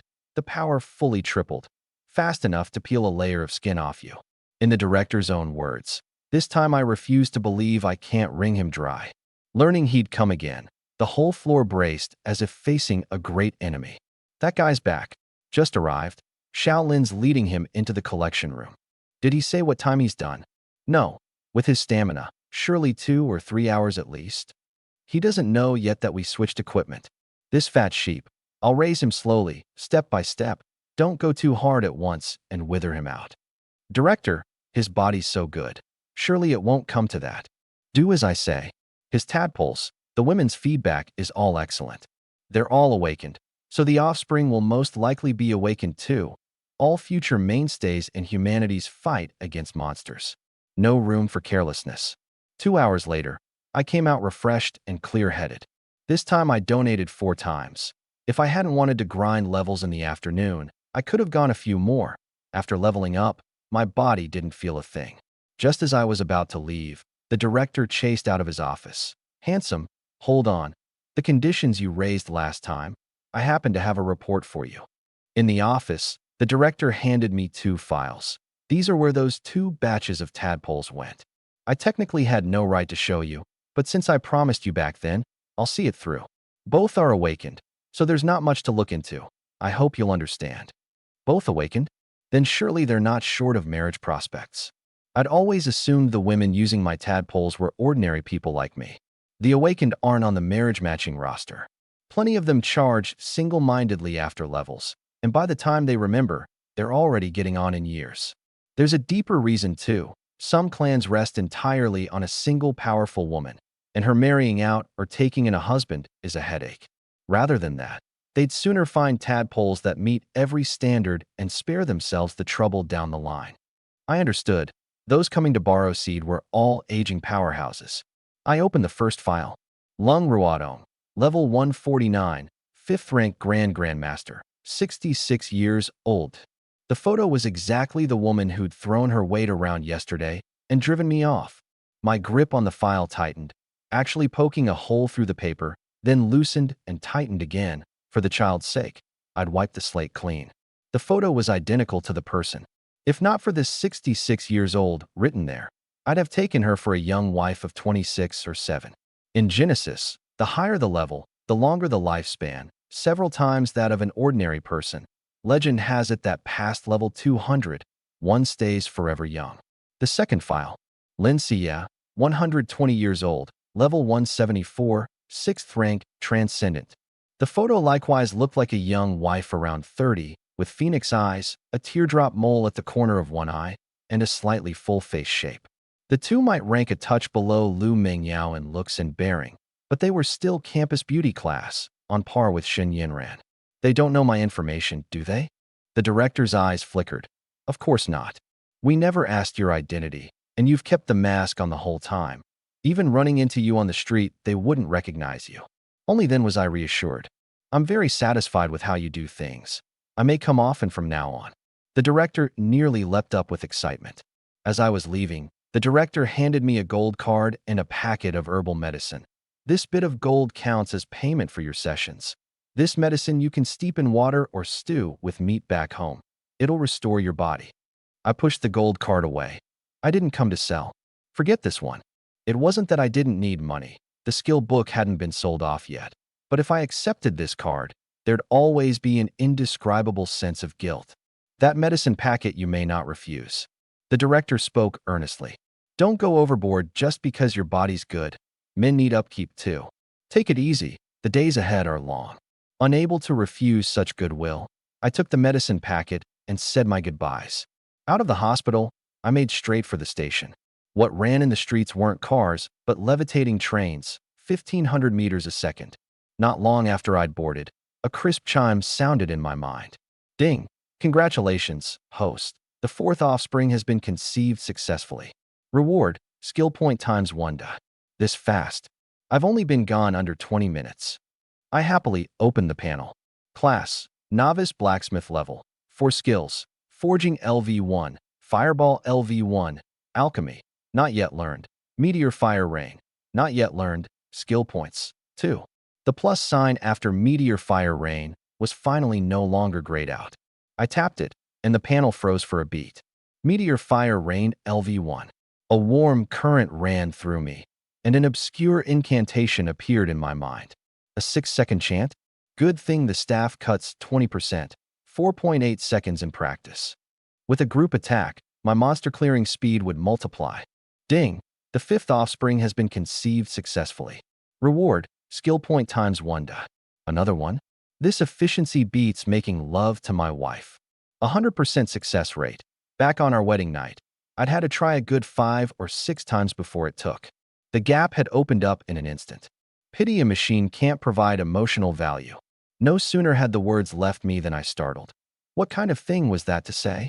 It's only because my wife is pregnant. Yes, just because she's pregnant.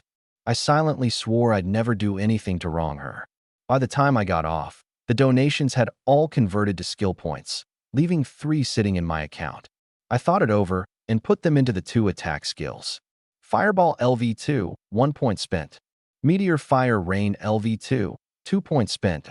Skill points zeroed out again, but I was full of anticipation. After leveling up, both the spiritual power cost and the chanting dropped. Fireball 2 seconds, Fire Rain 5. Counting gear, Fireball 1.6 seconds, Fire Rain 4. Back at the safe zone, listening to the chorus of party recruiting shouts, my state of mind was a world apart from last time. New gear, both skills bumped to level 2, plus a heavy-hitting group attack like Meteor Fire Rain that even many 3rd rank, level 75 Awakened might not have. I also noticed a problem. After leveling up, Fireball's proficiency had reset to 0. It seemed using skill points to learn new skills was the best value. Proficiency rises on its own as you use a skill, just slowly. I didn't know if there were passive skills either. Anyway, every move required chanting and had no cooldown, so rather than swapping between them, it was better to grind one to perfection. Plenty of ranged classes in Genesis did exactly this. Grind one to the extreme, then learn the next.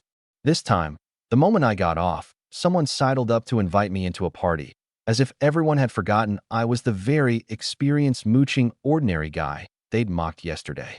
The reason was simple, the blue staff in my hand. A staff isn't expensive. Even a fine top-grade one is only a few thousand gold, but mages have high attack and wide coverage, making them the most coveted for leveling. I couldn't be bothered with them and walked straight for the leveling area. No red-eyed rabbits today.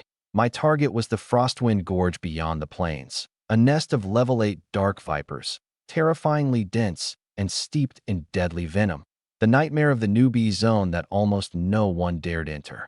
That suited me perfectly. No one to fight over kills. And besides, the gorge walls were sheer, so standing at the cliff top, the vipers couldn't touch me even in death. After nearly half an hour's climb, I reached the cliff top. A chant of just over a second, and a basketball-sized fireball rose. It looked unchanged, but the temperature was much hotter. Go! Boom! The fireball burst in the air a dozen-odd meters above the snake swarm, dealing not a shred of damage. Not enough range. Of all my calculations, I hadn't reckoned on attack range. No wonder a leveling spot this good was empty. Turns out the clown was me. I'd looked forward to this place all night long. Back to the guild or home. The enormous letdown doused most of my leveling spirit. The more I thought, the angrier I got. I raised my staff and silently chanted, both to vent and to see what Meteor Fire Rain actually looked like. Rumble. 2 muffled thunderclaps overhead, and a dozen-odd meter rift split open above the gorge. Millstone-sized meteors poured down, crashing straight into the snake swarm. Rumble, rumble, deafening, the whole gorge trembling. Meteor Fire Rain has the range. I was overjoyed. Wasn't this my leveling paradise, enough to grind me up to a dozen levels? But the gorge was the size of 10 football fields, and Meteor Fire Rain only covered half a basketball court. The level gap was too wide too, and one round didn't kill a single viper. while the swarm fled outward for dear life. The good news was that one round lasted nearly 3 seconds, and counting the chant, there was only a 1-second gap in between. Level up once more, and this fire rain could probably pour down unbroken like real rain. It just devoured spiritual power viciously too. 2 rounds cost 30 points. The experience bar on my wristband shot up like a midsummer thermometer. Before this round of fire rain even dispersed, I felt a warmth wash over me. Leveled up to level 5, my body back at its peak, spiritual power filled instantly. Why had this dark viper nest sat empty for years? Early on the density was high and the venom fierce, and newbies couldn't take it. Once you'd leveled up, who'd still come to this dump? Over time, the vipers piled up more and more. I'd had my eye on this place for another perk too. With no one farming it for years, the drop rate was a notch higher than elsewhere. Just 2 rounds of meteor fire rain and several spots at the gorge bottom were already glinting. Leveling went up like a rocket. A level 4 killing level 8 got an experience bonus, and with this terrifying density on top, it took under half a minute to gain a level. I raised the staff again, the sky split, meteors poured down. In a few hours, I rocketed from level 5 all the way to 11, the experience bar still surging. Only then did I realize I'd underestimated this place. Never mind a dozen levels. It was enough to push me to level 20 and first rank in one go. A large swath of the gorge bottom was cleared out. Corpses spread like a carpet, blood mixed with venom giving off a foul stench. Points of faint light dotted the corpse heaps, dropped loot. Only an hour left until my wife got off. I spent nearly 10 minutes descending to the gorge bottom, enduring the stench, probing with my staff before each step, afraid of running into some sly one playing dead that might suddenly take a bite out of me.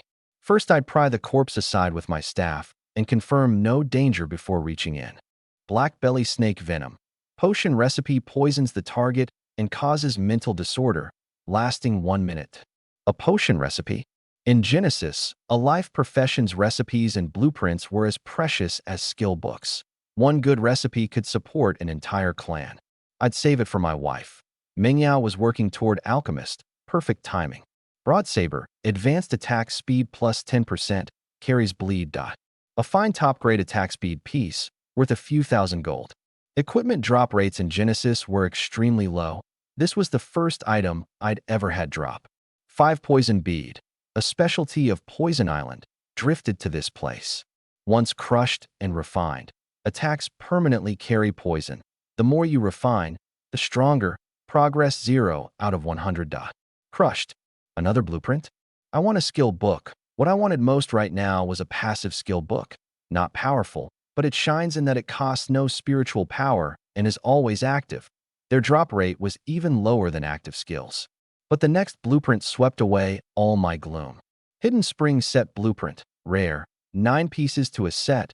Weapon, clothing, necklace, ring all included. A purple tier rare set blueprint. To put it dramatically, more than enough to support a whole clan. Wild monsters can drop rare blueprints too.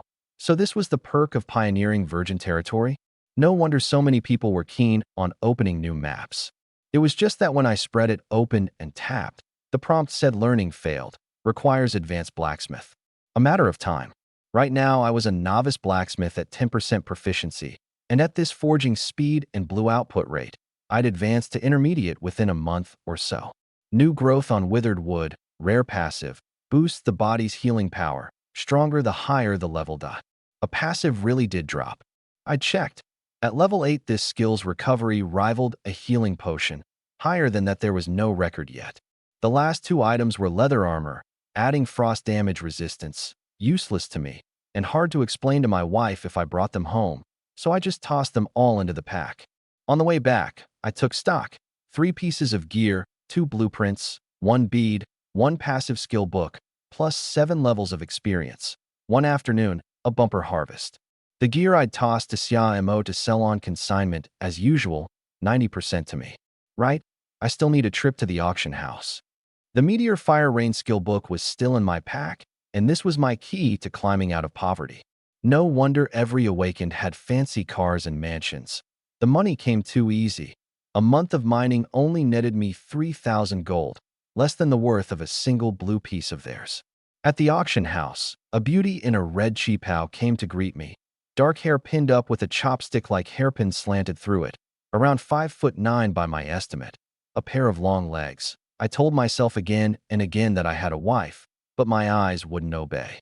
I want to sell a skill book anonymously. At the word anonymous, the beauty said no more and raised a hand to lead me upstairs. The auction house was split into named and anonymous. Named was mostly alchemists and blacksmiths wanting to build a reputation. Anonymous, mostly people like me who'd come into something good or things that couldn't see the light. The auction house belonged to the Human Alliance, so I wasn't worried about my identity leaking. It was a sealed room of 50-odd square feet. At first glance, I took it for an interrogation room. A mechanical voice sounded. Please place the lot on the right-hand platform. I took out the skill book. Meteor Fire Rain, ranged group attack skill, starting bid 3 million gold. 10% commission. Acceptable? 10%. Real daylight robbery. Acceptable. A window popped open in the tabletop, and I placed it in as instructed. The cheapao beauty came in bearing a tray. Anonymous gold card. When the auction ends, the funds transfer to the card. With the Alliance's credibility behind it, I wasn't afraid of being cheated. I rushed to the hospital and made it just in time. Lu Mingyao came bounding out and dove into my arms. Come on, let's go home. I'll cook you something good today. Passing the market, we grabbed 2 big bags of ingredients. Honey, how about we move in a couple of days? The auction money would be in soon. It's nice here now, close to my work. I don't want to switch. All right, whatever you say. Home again. She ducked into the alchemy lab, and I went into the kitchen. Food ready. No one in the living room. The lab dark too, but she was in the master bedroom, sitting at the head of the bed with her head drooping, cupping her wristband, eyes glazed. What's wrong? Your husband's here. Don't be afraid. I gathered her into my arms. The two of us were silent for over 10 minutes. Honey, I don't think I've ever told you about my family. What is it? Thinking about it, that was true. I'd subconsciously assumed she was an orphan like me. Don't be angry. Anyway, I've long since cut ties with them. She clutched my hand. 7 years ago, I fled here from Military District 6. I had a fiancé. It was agreed we'd marry once I awakened at 18. But a week before awakening, I came down with a serious illness, all my indicators plummeting, and I nearly died. I toughed it out and lived, but my body never recovered. The awakening failed, and I became an ordinary person. She said it calmly, but my heart ached terribly. From those 4 words alone, toughed it out. You could hear how desperate she'd been back then. Yet she hadn't mentioned her parents at all. If she had family, where were they then? Don't worry, from now on you have me. I'll protect you for life. Won't let you suffer the slightest harm. I often think, maybe it's because I ate so much bitterness in my first 20 years that heaven finally sent you to save me. She leaned into my arms, smiling sweetly. And then? How did you flee to District 9? Then my fiancé got engaged to my sister, 2 months younger than me. To curry favor with the husband's family, my stepmother actually wanted to send me over as a dowry attendant. On the wedding day, she drugged me unconscious and quietly delivered me to the husband's house. When she proposed that idea, my father was standing right there and didn't say a word. Mentioning her father, her body trembled faintly. Just now my stepmother called, saying my sister's getting married next week and I'm to come back for the ceremony. I was instantly displeased. Go back for what? This obviously bodes no good. Who knows what nastiness they're scheming? I know, but they're using my grandfather to coerce me. If I don't go back, they'll cut off his medical fees. Tears spilled from her eyes. When the time comes, I'll go back with you. I held her trembling hand. We're husband and wife. We face things together. Your husband's income isn't bad now. We'll take the chance to bring your grandfather here to live with us. I can cover the medical fees. I'd have to speed up the leveling. Today was Wednesday, for days until next week. I'd aim to complete my 2nd rank advancement before then. I held and comforted her a while, and once her mood eased, I carried her to dinner. Over the meal, she suddenly asked, "Aren't you curious about my fiancé?" Curious about what? Your whole self belongs to me now. Does he even rate a mention? Besides, is he as handsome as me? Is his back as good as mine? You scoundrel! She rolled her eyes at me, but still went on.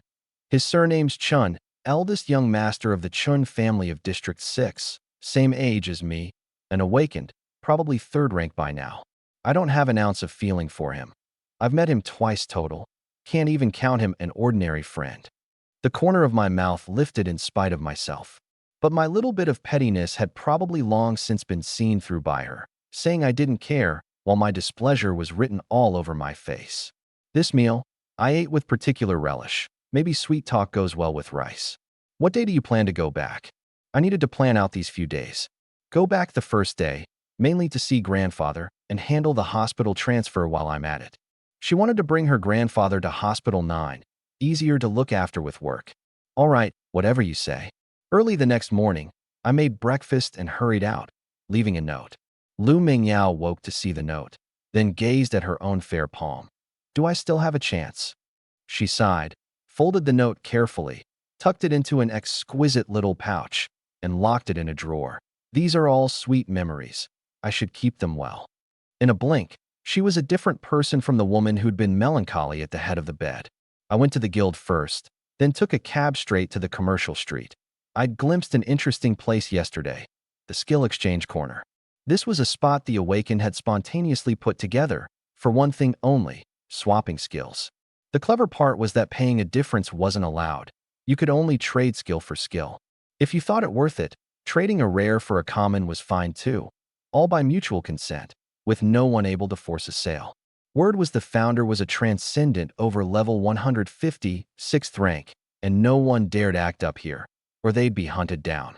When I arrived, there were plenty of onlookers, but few actually trading. Like setting up a street stall, I pulled a small blackboard from my pack and wrote a few words. 1,000 gold per session. Look at your skill book for 10 minutes. The onlookers grew in number. Brother, what's the meaning of this? Tell me your skill's effect, and if I'm interested, you let me look at it for 10 minutes, and I'll give you 1,000 gold.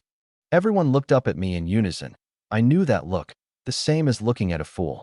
Any skill at all. Any will do, ideally a passive. 1,000 gold could buy a blue piece, so before long someone sidled over. Gale / advanced skill want it? I shook my head. Lunge thrust, common skill? Shook my head. A full 2 hours, plenty of inquiries, but not one that actually moved me. The onlookers had mostly dispersed, and quite a few took it as being toyed with. Let's go. This kid's obviously just messing with us. I checked the time. About time to go too. Leveling couldn't be put off. The big brother running the skill swap stall next door nodded at me. Heading out. Yeah, still got things to do. Off the bus, the familiar shouts rose one after another. Misty Swamp, level 20 all classes, 3 short 1 fire mage. Farming wind wolves in the wild, level 7 and up, 2 short 2. I ignored them all and made straight for Frostwind Gorge. Dark vipers were experienced delivered right to my door, with a high drop rate. Yesterday's haul was practically on par with a dungeon. Hidden dungeon. Need one ranged who has an advanced class. Must have a group attack skill. Just as I was about to leave the safe zone, a timid voice came from behind. A hidden dungeon. One time only. Clear it or fail a certain number of times, and it closes for good, never to be entered again by anyone. High experience, high drop rate, but fierce monsters too. High risk, high reward. Even someone like me who'd been here only a few days had heard of them. They were good stuff. Can I do it? Level 11. I've got Meteor Fire Rain. I displayed the skill description with my wristband. Yes, yes, yes. The little girl flushed red with excitement. Those under level 20 who also carried a group attack were exceedingly rare. She hadn't held out hope, yet had actually run into one. The little girl was called Tutu. She and a friend had opened a dungeon key from a treasure chest. Only good for those who had an advanced class. 3 uses total. The first time they'd used it and died inside. You could revive after dying in the dungeon, but everything gained reset to 0, a wasted run. The second time she'd called up 2 classmates, but the monsters were too dense to handle, and they were cleared out in 10 minutes. This was the last chance. She'd been shouting here 4 or 5 days. Plenty had come, but seeing that none had a skill worth a damn, she'd been about ready to give up. You wait here, I'll call my other 2 teammates over. Tutu pulled out her wristband. Xiao Xiao, hurry over. Found one with a group attack. Luo Luo, we've got a teammate. Hurry over. About 10 minutes later, a girl with twin ponytails walked up, pointing a finger at me, her face full of disdain. Tutu, The teammate you mentioned, this guy? I frowned. This rude girl, her tone, her gestures, carried an indescribable familiarity. Don't worry, Xiao Xiao. I've seen the skill, definitely strong enough. Xiao Xiao. An image flashed through my mind, my finger even shooting out, and I blurted. Xiao Dazhuang. Oh, little squirt. You still remember your big sister? The two of us circled each other twice, like a comedy duet routine. Xiao Dazhuang, how'd you get this skinny? If not for that signature finger-pointing move of yours, I wouldn't have recognized you. Look at this waist, not even as thick as my thigh. You used to go by number 3 middle's little cannonball, and now you've wilted like this?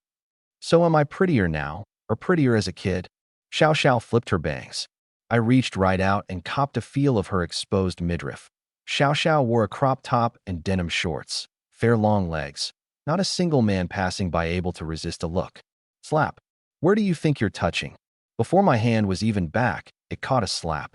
Well, Xiao Dazhuang, you've changed. I used to nap on your belly, and now you won't even let me touch? Fine, real fine. I put on a wounded face. 10 years apart, and that childhood bond hadn't faded one bit.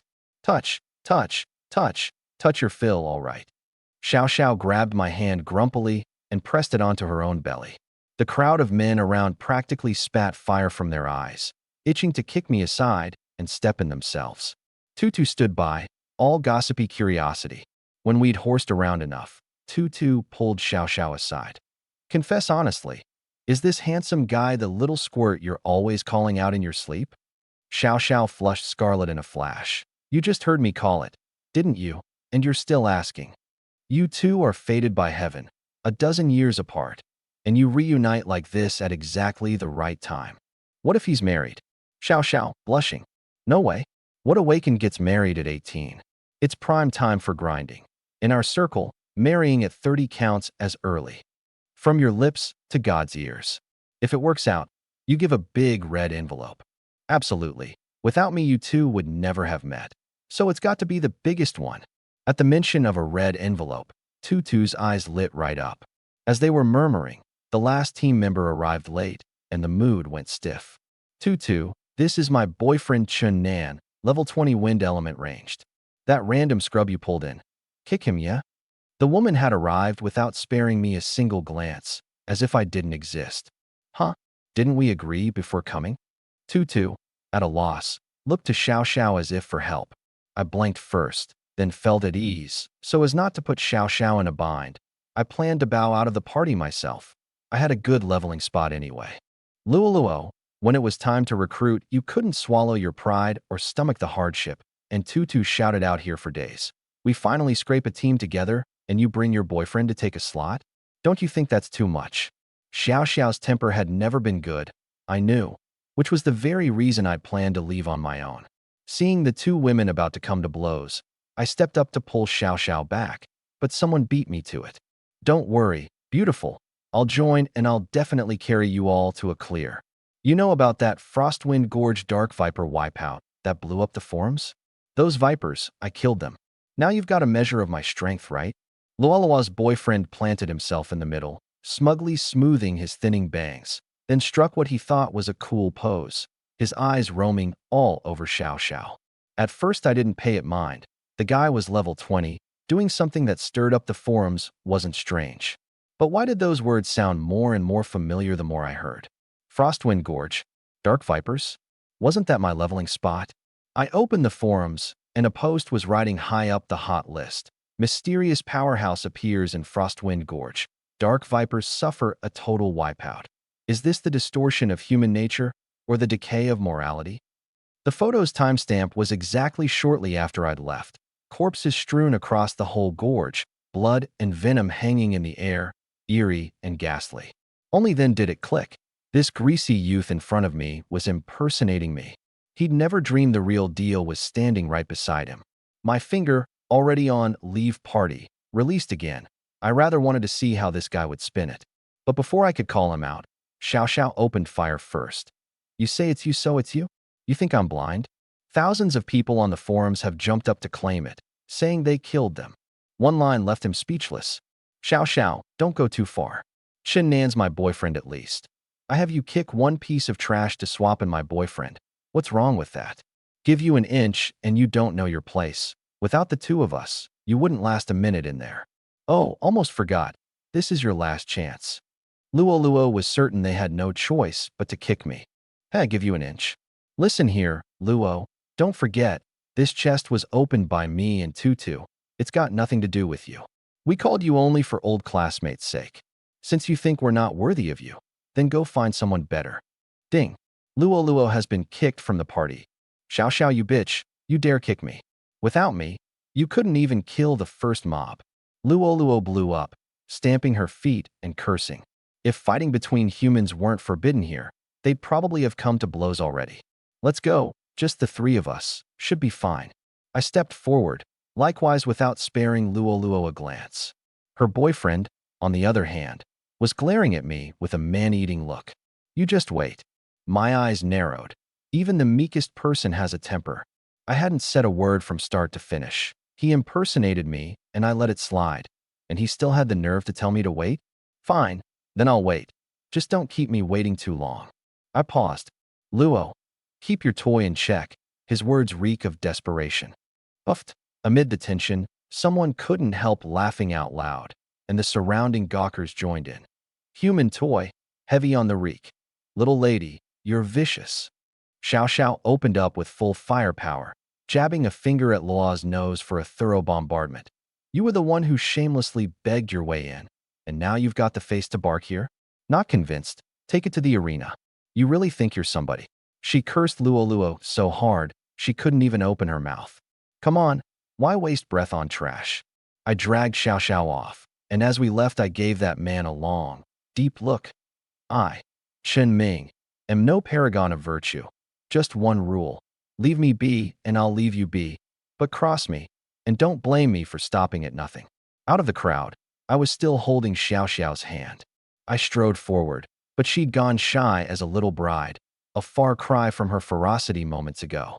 Not that I mean to interrupt, but if you two keep walking, you'll be out of the safe zone. Tutu trailed close behind the whole way, finally unable to resist poking at the ambiguity. Huh?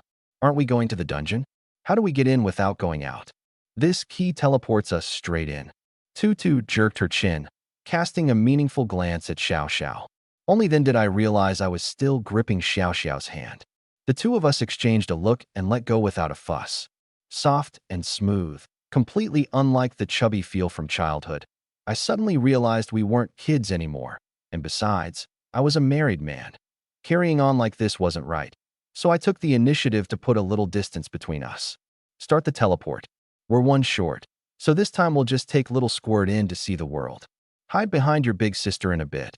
Careful not to get blood all over you. Don't worry, dying in the dungeon isn't real death, it just feels rotten. Xiao was the same as ever, forever playing the big sister role in front of me, tucking me behind her.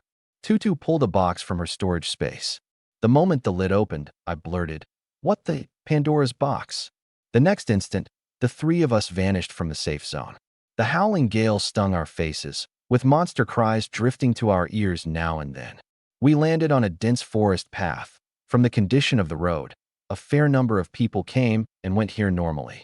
The two women drew their weapons. Tutu wielded a staff, also ranged. But when my gaze fell on what was in Xiao's hands, I rubbed my eyes, wearing a "you've got to be kidding me" look. A morning star? You, a dainty little girl, hauling a morning star thicker than your waist. Is that appropriate? Xiao's awakened passive doubles her strength when using heavy weapons. Tutu explained. Only then did I get it, but getting it was one thing. It still looked off to me. Careful, this is the village outskirts. There are 12 elite goblins. Clear them, and inside is a goblin village, packed wall to wall with goblins. Tutu broke it down for me. Have you ever seen 20-odd goblins living in one little hut? She said that last time they'd tried to lure one out of a hut, and a single pebble tossed and was like poking a hornet's nest. A whole swarm poured out, and a flurry of clubs cleared them right out. Just bringing it up made Xiao's scalp crawl. Little squirt, get ready, I'm going in. Lightness aura. Tutu raised her staff, and a ring of green light lit up under Xiao's feet and mine. Before I'd even processed it, Xiao Xiao let out a war cry and charged at the goblins like a runaway wild horse. The sight refreshed my worldview yet again. A girl in twin ponytails and a crop top, swinging a big morning star, charging in sideways with a waya cry. Tutu just stood there with her hand on her forehead. But Xiao Xiao's combat power really was fierce. A level 16 little warrior, doggedly chasing 4 elite goblins until they fled with their heads in their hands, ignoring the green light flickering nonstop on her. She and Tutu had seamless coordination. The moment Xiao Xiao charged in, Tutu began chanting, "Heal." Tutu's light element. In this world, only light element and a very few attributes can learn healing. Hey, should I learn a healing spell too? I smack my forehead. I learn skills by skill points, unrelated to attributes. Enough points and I can learn anything. Turn myself into a human cheat that can melee, range, and heal. The more I thought, the more tempted I got, and I resolved to give it serious thought back home. The monsters here weren't dense, and Xiao Xiao plus Tutu's healing was more than enough. They didn't need me at all. Besides, the skills here didn't distinguish friend from foe. What if my fireball threw crooked and hit Xiao Xiao in the head? Aerial smash. Xiao Xiao bellowed, springing right over the heads of several goblins, swinging her bigger-than-her-head morning star down from midair. Boom. The ground quaked. My feet went numb. The earth cracked open, gouging out a crater nearly a meter deep. Those few goblins were instantly reduced to mush, dead as could be. The instant the monsters died, a warmth ran through me. Leveled up. Elite monsters really were different. A few of them leveled me up on the spot, and that was experience split 3 ways. In the mush, 2 blue lights flickered. Something dropped, and it's blue advanced grade. But Xiao Xiao and Tutu didn't so much as lift an eyelid, heading straight for the village entrance. Hey, advanced grade, not even a glance. The 2 women paid me no mind. No help for it. I could only scurry over like a diligent little bee to pick it up. Afyu's house key, just a name. Nothing else. No idea what it's for. Tossed it into the pack offhandedly.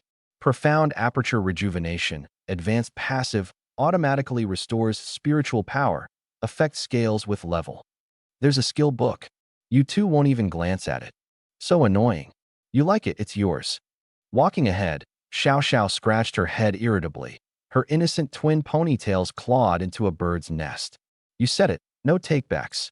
A passive that auto-restores spiritual power, I wouldn't trade it even for a purple tier rare. Tutu sidled over and quietly reminded me. Even if you learn it, it's for nothing. If we don't clear the dungeon, everything gained resets to 0. Don't read into it. Xiao Xiao's not aiming at you. Last time she got a rare skill that fit her perfectly, and in the end the clear failed and it was gone. I nodded. She wouldn't be aiming at me. At the village entrance, I was stunned too. In that moment, I understood what 10,000 household lamps meant.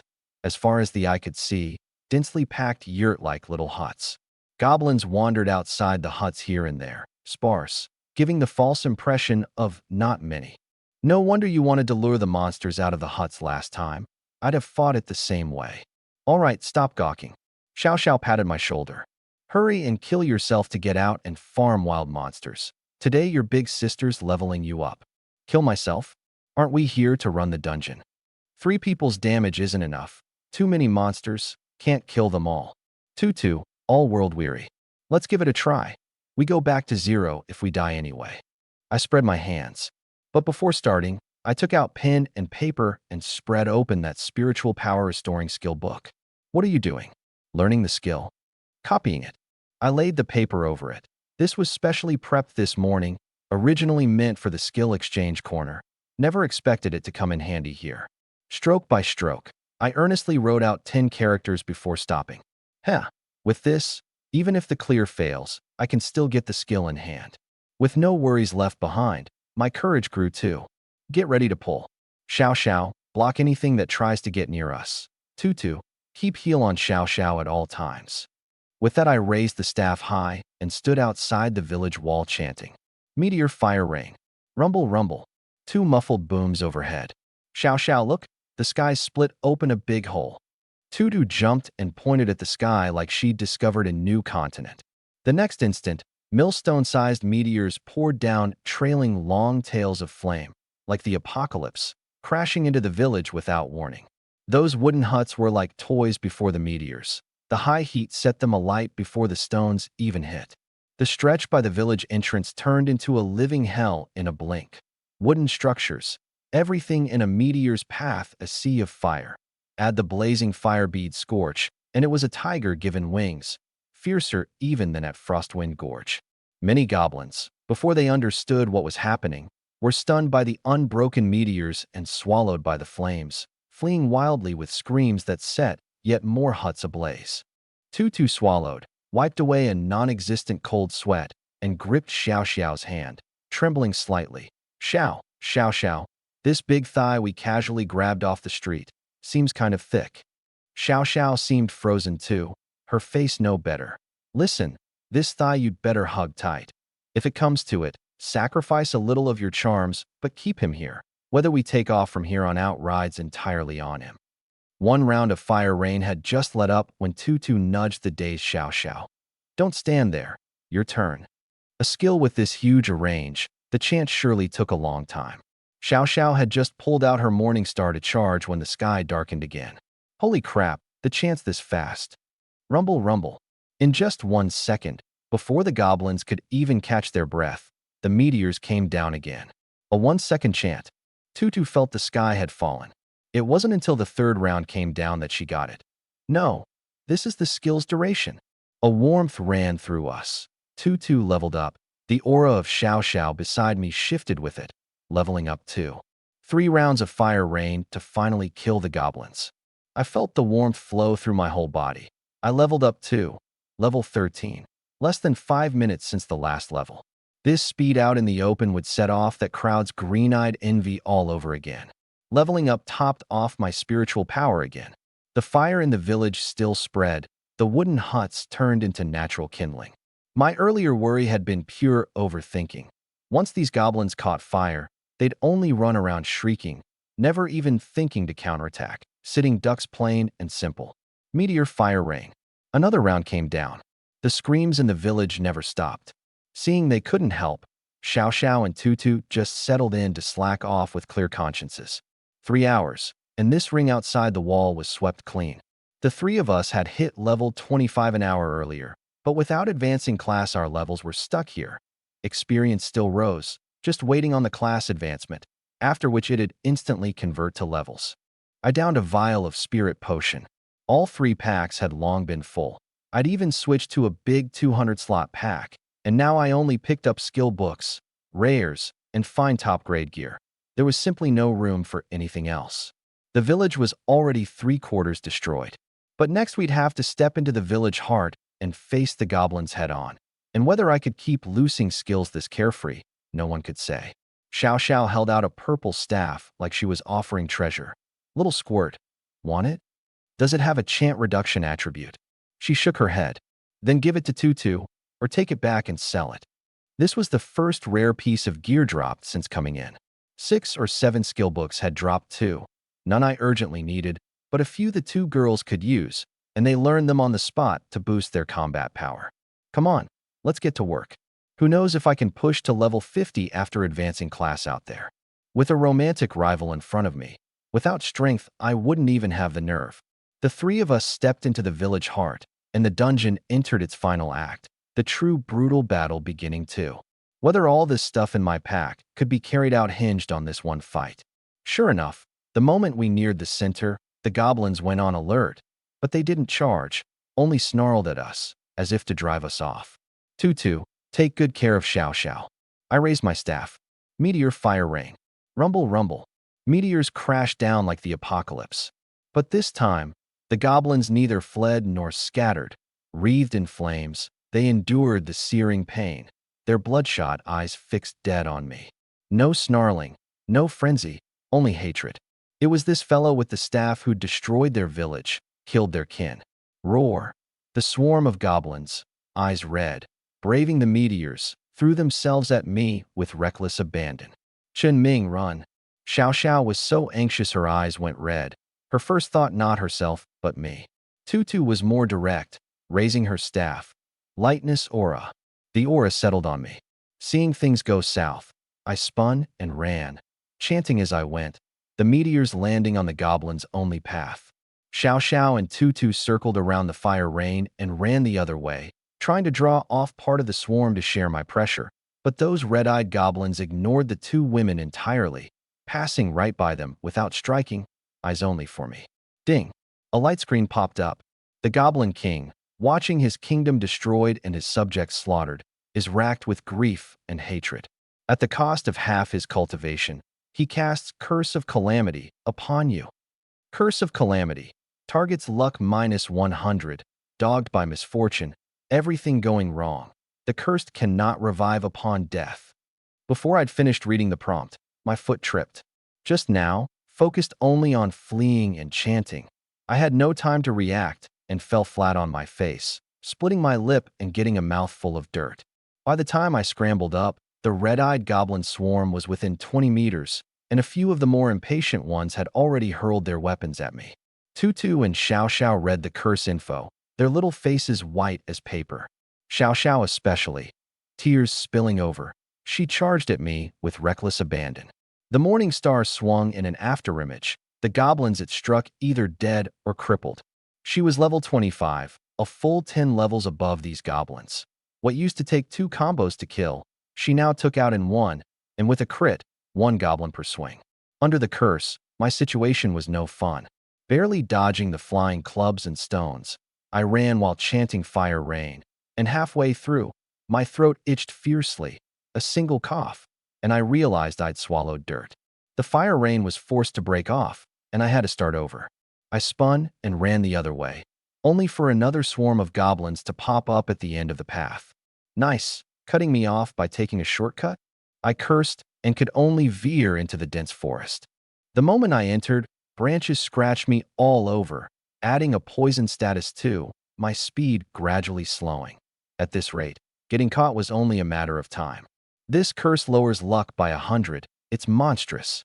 If I don't deal with it, I'll be ground to death sooner or later.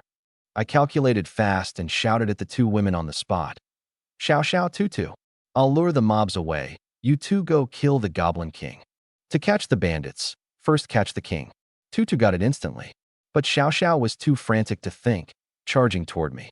Xiao Dazhuang, don't get stubborn now. Hurry and kill that king. You hear me? That nickname really worked. Xiao Xiao's gaze cleared at once. Little squirt, hold on. Wait for me to come back. She dragged up her morning star and charged into the village. We hadn't seen the boss from being chased till now, so it had to be in the village. Watching them vanish at the end of the path, I sized up the terrain. The goblins were like fish in water in this dense forest. Short of stature, the thorns couldn't snag them. I, on the other hand, was left with my clothes in tatters, my arms, shoulders, back, and chest all cut up. I had new growth on withered wood as a fallback, but the thorns' poison just happened to suppress recovery, and with the curse on top, the 2 debuffs stacked, giving me plenty to choke on. Running and looking around, I hit on an idea. The ancients broke enemies with fire attacks. Today I do a burn the goblins. This forest wasn't large. 4 rounds of meteor fire rain to set the perimeter ablaze and trap the goblins inside as kebabs. I led the big swarm of goblins in circles through the forest. Dragged down by the curse, it took an average of 2 or 3 chance to land 1 round of fire rain. After 6 or 7 minutes of circling, 3 sides had become a sea of fire, the heat waves rolling in from far off. Only the last side remained. Seal it off, and I'd shake this pack of ugly shorties. But the fire grew larger and larger, my room to move shrinking more and more, and trying to open distance by circling was nearly hopeless. Seeing the gap closing more and more, I gritted my teeth, going all in. I'd reached the forest's edge, so I just cast fire rain centered on myself. The first attempt failed again, but I'd come prepared and immediately rechanted. The second time the sky finally rumbled. I swung my staff like a club, hacking through thorns and running for my life. The skills of this world don't care if you're the caster. Get hit, and you're done just the same. Under the curse, I didn't dare gamble, and could only race to escape the fire rain's range. Boom, boom, boom. The blazing stones grazed past my back several times, a fiery sting. One landed within 2 meters, the spattered shards slicing a gash across my lower belly. Close call, nearly cut off my family line. Having escaped the range, I grimaced. The entire forest was swallowed by fire. To prevent stragglers, I added several more rounds, washing the forest over once before stopping, leaving nothing but scorched earth. The experience bar shot up like a rocket. This method had worked. Why hasn't Xiao Dazhuang sent word yet? Only after resolving the trouble in front of me did I startle awake. Nearly half an hour, and Xiao Xiao and the others hadn't made a single peep. I messaged the wristband. It sank like a stone. My heart dropped, and I tore off my ragged cloth t-shirt and bolted into the village. At that moment, in the village plaza, a crown-wearing goblin, far bullier than its kind, shouldered a morning star even thicker than Xiao Xiao. It had no choice but to shoulder it. It wasn't even 4 feet tall, shorter than the club itself. But this Goblin King's strength was terrifying. Even with half its cultivation lost to the curse, it still had strength beyond first rank. Against 2 little girls who hadn't advanced class, it was like beating up children.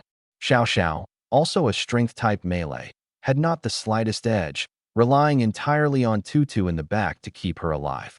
Even so, she was already gravely wounded, fractured in several places, exhausted after a dozen-plus minutes, running purely on willpower. I can't fall. Little Squirt's still waiting for me to break his curse. Ack. She dragged up her morning star and charged with her last shred of strength. Tutu flung away an empty potion vial and kept chanting buffs. Boom. Splat. Xiao Xiao, just having charged in, flew backward even faster, spitting a meter-long mist of blood. Her chest caved in, blood seeping from all 7 orifices. An ordinary person would have been dead through and through, but she clung on by willpower plus Tutu's heal.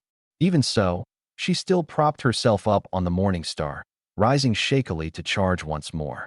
Xiao Xiao, I'm sorry I'm late. In 18 years, it was the first time I'd called her Xiao Xiao. As that word fell, and Xiao Xiao's dead, despairing eyes there burst a light never seen before.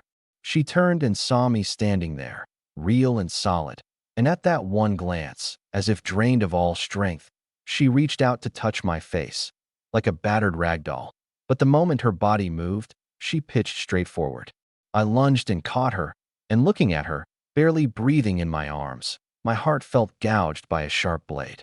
The blood at the corner of her mouth, the arm twisted at an unnatural angle, the legs covered in blood and bruises, in a mere 20 minutes. What on earth had she endured? Don't let your guard down. Tutu's face was deathly pale, empty potion vials heaped at her feet. This king has completed first rank, very strong, and in raw strength Xiao Xiao has no advantage at all. Its weakness is speed. The moment I appeared, the Goblin King's eyes locked onto me as if tethered, its teeth grinding, its morning star coated in a layer of seductive red light. Percented hashtag. It bared its teeth and roared words no one could understand, but that killing intent needed no translation. I'd killed its subjects, destroyed its kingdom. This was an irreconcilable blood feud. It had kept its lethal blows from Xiao Xiao all along, probably just to wait for this moment with me. Roar, the king raised its club and came to kill. No flourish at all, only the desire to use the most primal violence to smash this human's bones inch by inch, so its dead kin could rest. Lightness aura. I set Xiao Xiao down, and on standing felt only lightness. I knew all the hatred was on me, so to not drag the 2 women down, I turned and ran, deliberately opening distance. Just as Tutu had said, a heavy armor warrior's speed was garbage. Without Tutu's buffs, even the boss couldn't catch me. The only trouble was still the curse of calamity. This thing was practically a bug. Every time I tried to cast Fire Rain, I got interrupted, worse against the boss, where it used to take 3 or 4 tries to land one. Now it took 6 or 7. Good thing this guy's slow. Before the words were out, a force suddenly bore down behind me. I turned to look and my soul nearly fled my body. Charge. The boss, blinded by hatred and unable to catch me, had simply used charge. You've got charge, but I haven't learned blink yet. Charge is a heavy armor warrior's required skill. A mage relies on blink to survive, but that thing was expensive and hadn't dropped. With the boss's brawny mass, getting hit was about the same as a stroke of dumb luck. Blessings don't come in pairs, troubles never come alone. Just as the boss bore down, my foot slipped and I fell. The curse of calamity had become the last straw that broke the camel's back. But whether it was fortune or misfortune was hard to say. This fall, by momentum, rolled me out several meters, and just so happened to dodge the charge's trajectory. The charge was dodged, but what would I dodge the club with? Boom. The shockwave blew me away. At the last possible instant, I'd unloaded that heavy, sinking blow by rolling, but the spattered shards still gravely wounded me. One like a bullet drilled a thumb-sized hole in my lower belly. Thank goodness for Tutu. The instant I was hurt, a warm current swept through me, the thorn cuts healing in a blink, and even that bone-chilling belly wound immediately stanched and scabbed over. Damn, a healer's this strong? In all my time in this world, it was the first time I'd witnessed how fearsome healing was. After 2 heavy blows, the boss gave me a breather. I rose, opened distance, and raised my staff to chant. This time not fire rain, but fireball instead. The failure rate's too high, and fire rain takes long to chant. Fireball's only 1.6 seconds, and in the time it takes to cast 1 fire rain, I can sling 3 fireballs. Besides, however large fire rain's range, here there was only 1 boss. It worked on the first try. Maybe a short chant means fewer fumbles. The fireball left my hand and flew at the boss. The Goblin King was just as fierce, neither dodging nor evading, raising its club to meet it head-on. Boom. Sparks flew everywhere, exactly like the sparks bursting from striking iron. Damn, no effect at all. The fireball was smashed apart before it got close. The good thing was the fireball chanted fast. The previous one had just scattered when the next was already out.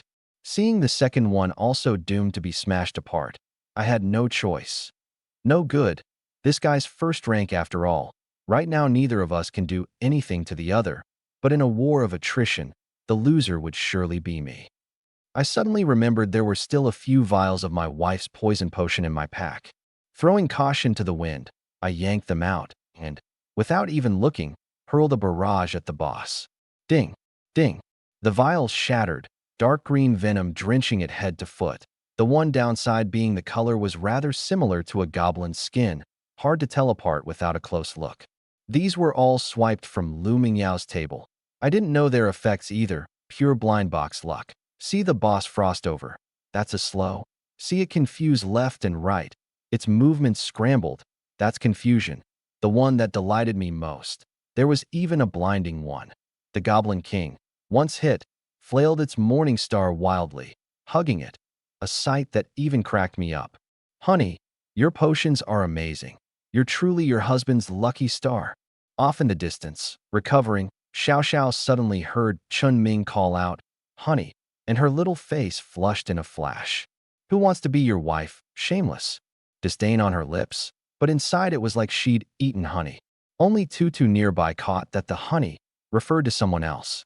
It wasn't an easy thing to ask about, so she could only find a chance to warn Xiao Xiao. The two had reunited against all odds. If Chun Ming really had a family, that would be too cruel. Tutu knew all too well how deep Xiao Xiao's feelings for him ran. Over the years, it was the 2 words Chun Ming that had given her the will to live. I was utterly unaware that honey blurted out had stirred Xiao Xiao to false joy and a misunderstanding. All this I'd only learn later. For now, my whole mind was on the battle in my hands. With the poison potions, the situation between me and the Goblin King turned upside down. Now it was the boss's turn to take a beating. Others chained skills into normal attacks. I chained skills into potions, a confusion vial here, a blinding vial there now, and then fireballs never stopping, like a flame-spitting machine gun. Rat-a-tat-tat. Single hit damage wasn't high, but it won on speed and density. The boss was soon burned charred all over, in places even cooked to the bone, yet held down by poison it couldn't touch even my hem, only flailing its club, the ground for several meters around plowed like tilled soil. Xiao Xiao, mostly healed, joined in too, watching for openings to land an aerial smash, each one leaving the boss unable to get up for ages. There was joy on the 3 of us, but no one spoke, and our footsteps grew even more careful. This king was too fierce. When Xiao Xiao first arrived, she'd let some footsteps slip and nearly got her head blown off by a club. Though without the curse, she wouldn't truly die. A few hours work going to waste would be like time rolling back. All experience and skills reset to zero. This fight lasted nearly an hour. The further it went, the more grateful I was to my wife. Without these potions, I'd have had a 99% chance of losing today. Ever since Ming Yao said those odd things a few days ago, the potions on her table had grown more by the day, mostly poison. Today, it was exactly they that saved my life. Looking at the boss barely breathing in the crater, the three of us had no pity. Xiao Xiao grabbed her morning star and charged. That's for hammering your auntie just now. Aerial smash. Boom. As the dust settled, the thing's head had been smashed to a pulp, red and white matter spattering the ground. The experience bar shot up for nearly half a minute before stopping.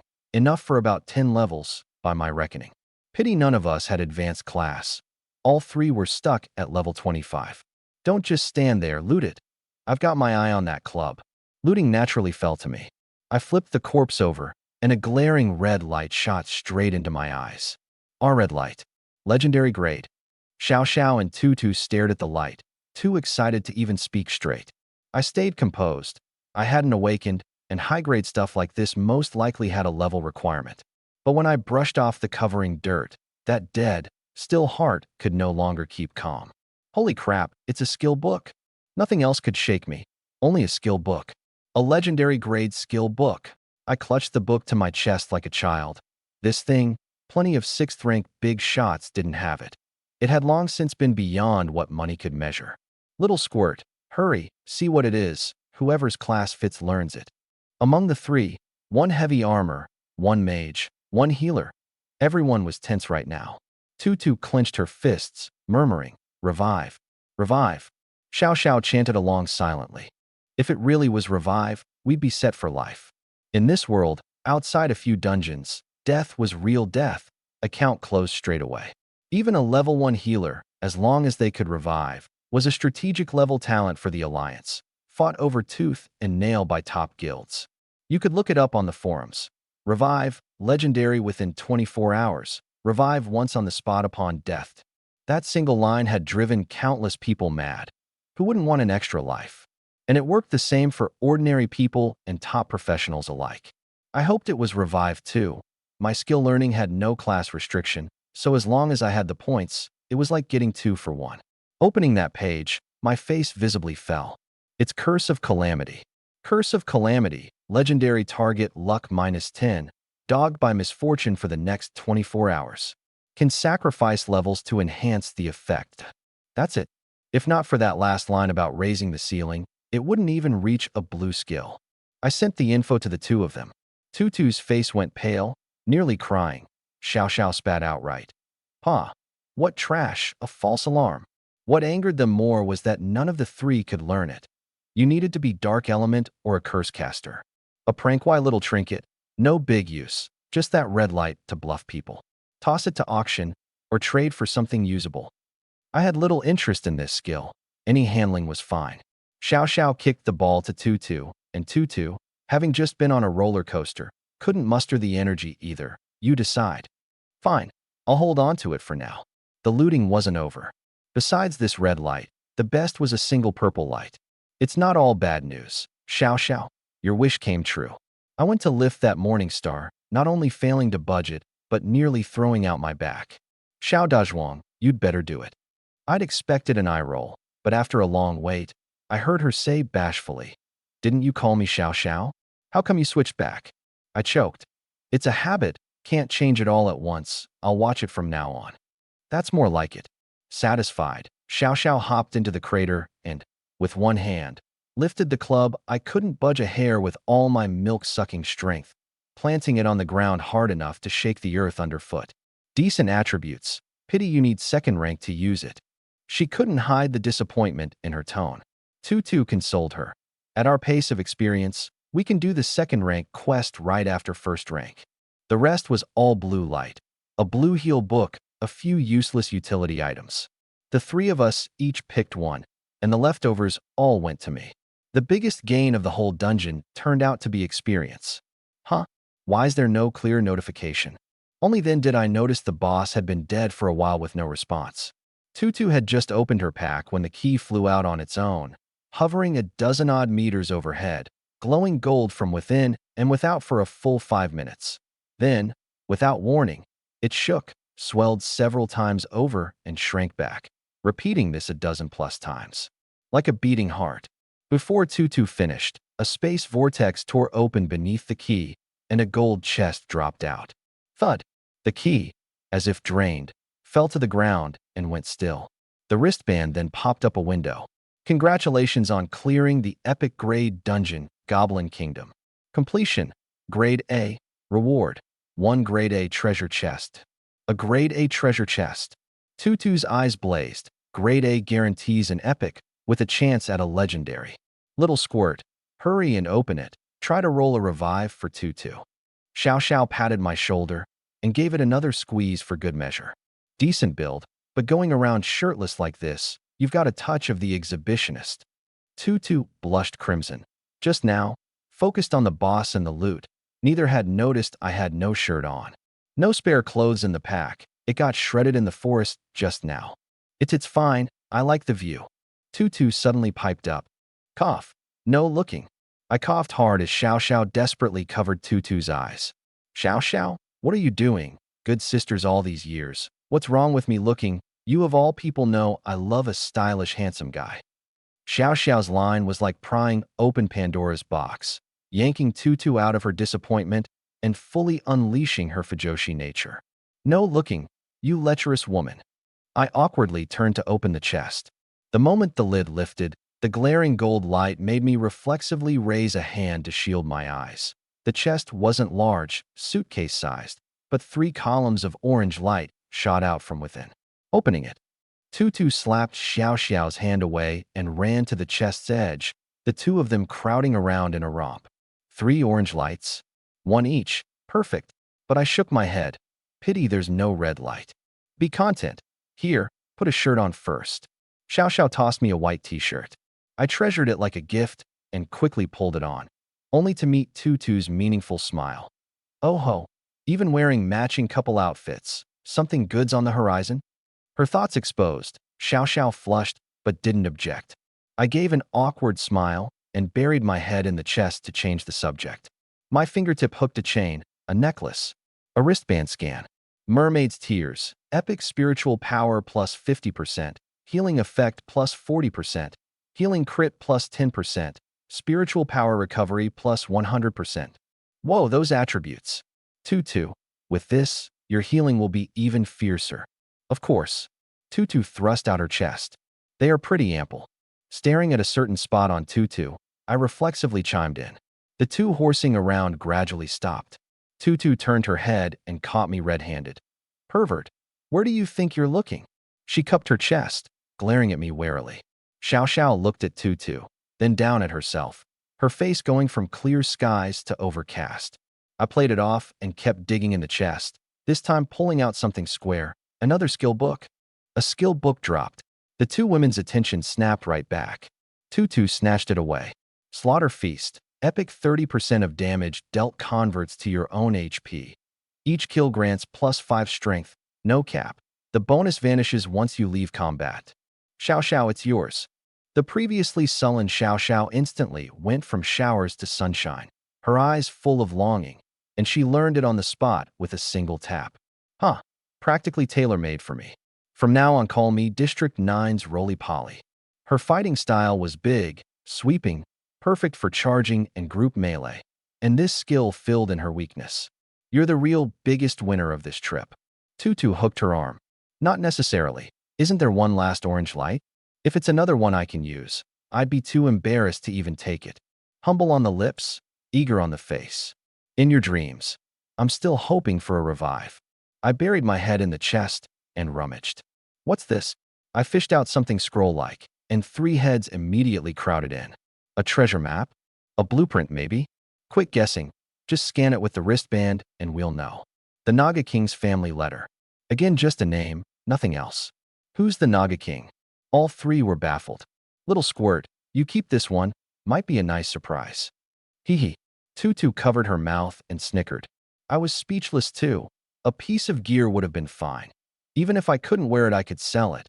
But a head and tail-less scroll could only collect dust in my pack. Once the chest was opened, a space rift over a person tall tore open where it had stood, the way home. I stepped through first. Everything went black, and when I opened my eyes again, the familiar shouts poured into my ears. Misty Swamp, 3 short 1. The two women appeared one after another. Ah, finally back. The two stretched toward the sun. The safe zone really is comfy. Honestly, this time it was all thanks to Chun Ming. I never thought we could clear it. Of course, you should see whose little brother this is. Xiao Xiao sprang up, slinging one arm around my neck like a good buddy. Right, little squirt, where do you live now? I went looking for you at your old place, and it's all torn down. It was demolished not long after you left. I live at the Love Nest community now. Want to come sit a while? The words were barely out before I wanted to slap myself. My wife was still pregnant and bringing a girl home without notice. What if it tipped over the jealousy jar? But the words were out, so I could only brazen it out. Xiao Xiao was a little tempted, but she'd come together with Tutu, and it wouldn't do to ditch her bestie and go off on her own. Next time. It's a bit of a hassle. Let's set it up in advance. It's getting late. The three of us grab a meal together, call it a victory celebration. Tutu proposed. I glanced at my wristband. Sure. Mind one more person? My wife's about to get off work. If you don't mind, I'll bring her along. Good chance for you all to get acquainted. That's fine. Just one more pair of chopsticks you'll bring you're married? Xiao Xiao came back fast, only catching the meaning of my words halfway through. A few days short of 1 month.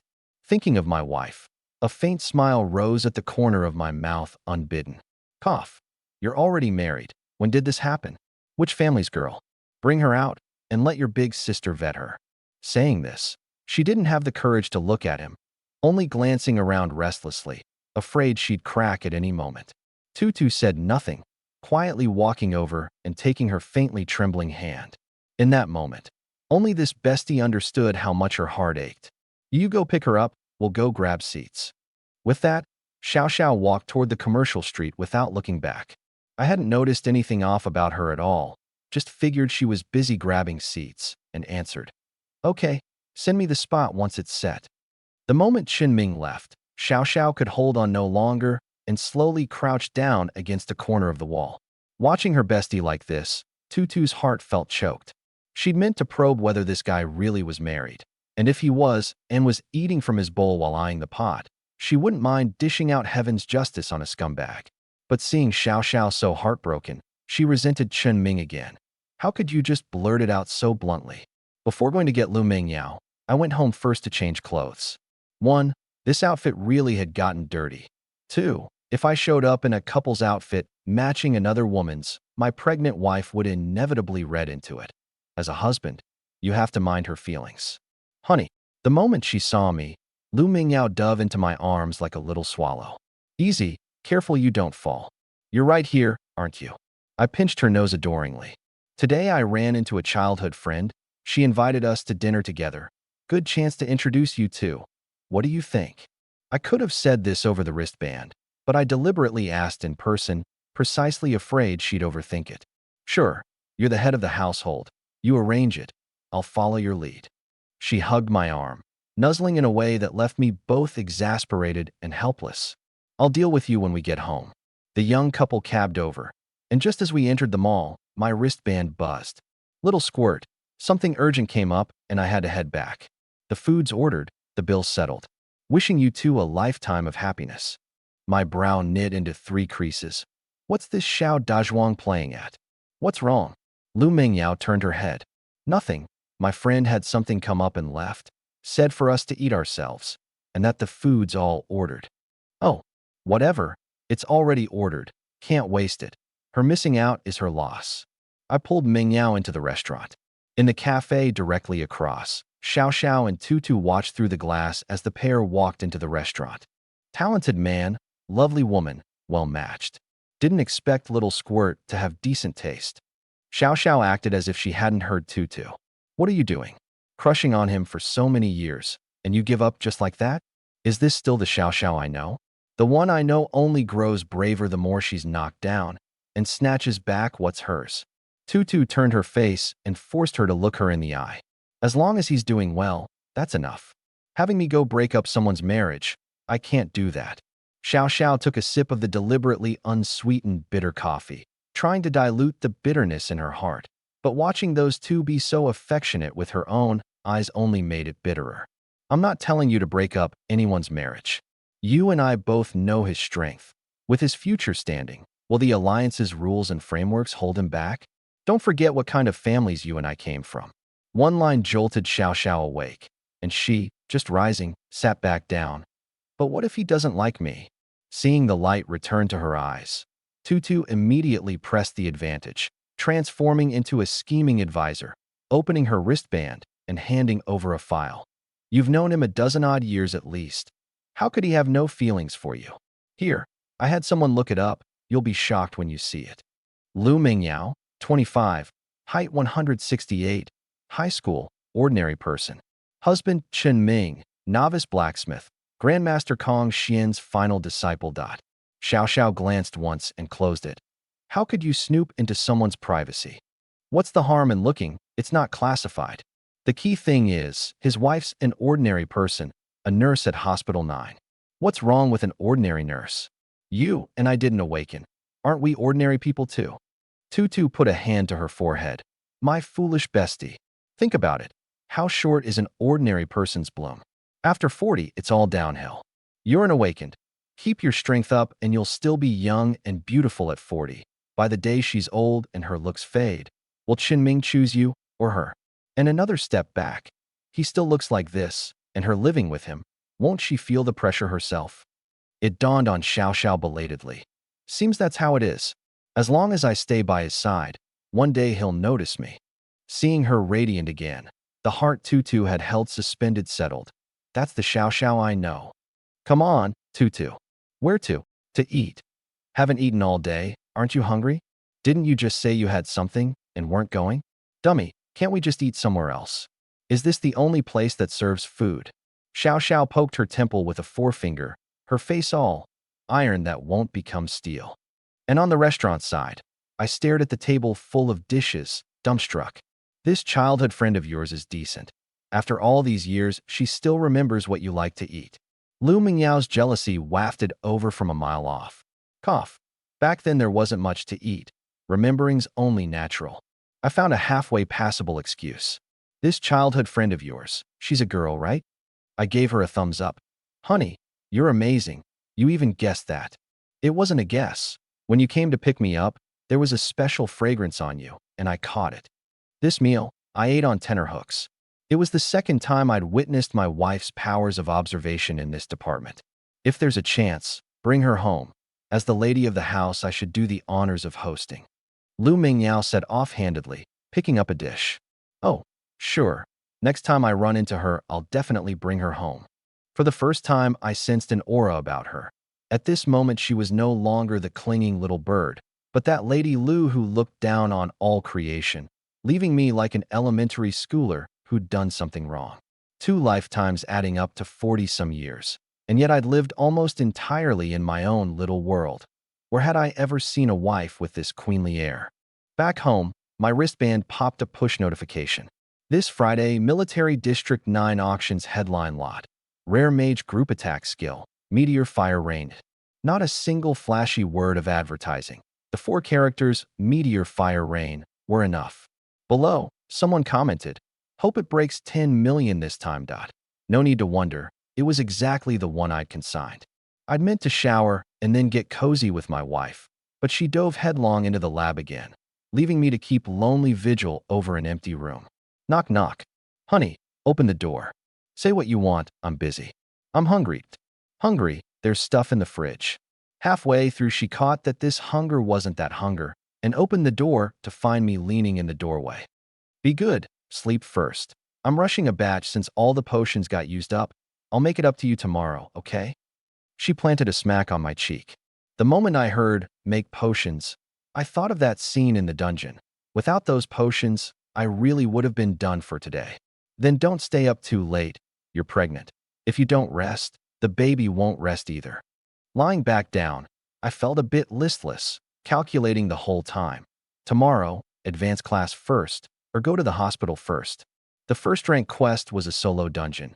Difficulty split into 6 tiers.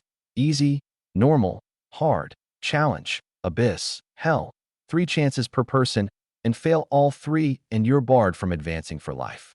Those terrifying female powerhouses suddenly choosing to bear children was, most likely, because the road ahead had ended and there was nothing left to strive for. By my read on myself, as long as I didn't draw abyss or above, it was nearly a sure thing. Besides, even drawing challenge on first rank was already rare, and abyss I'd never even heard of. To be safe, I'll go to the hospital first tomorrow. Early the next morning, I made breakfast, left a note, and went out even earlier than last time. The night shift doctors hadn't even gotten off. The moment the nurses saw me, touching up makeup here, straightening clothes there, the whole floor came to life in an instant. I'm in a hurry today, set it up quick. By the time I came out refreshed and clear-headed, it was nearly noon. I'd donated 6 times in one go, leaving that director beside himself. By now there were no fewer than 10 big shots queued up for my seed, not counting clan factions. Some even asked for mine by name, and he didn't dare offend them, so he could only let it run its course. These 6 just relieved the director's most pressing crisis. Out of the hospital, I made straight for the class advancement sanctum, also a product born of the virtual real merger. There weren't many people in the hall, all empty. Besides a few queuing, there were just 10 god statues, each different. The first was humanoid, the rest all in monstrous forms. From right to left, each one represented a rank. I walked straight toward the rightmost one. Before I got close, someone grabbed me. "Buddy, here to advance class? Want to join our guild? Top-notch perks, salary and buffs, double efficiency leveling and farming. And we regularly organize female player socials too. That every man gets it." Face was exactly like the rat at the trade market, treachery written all over it. Not interested. I sidestepped him.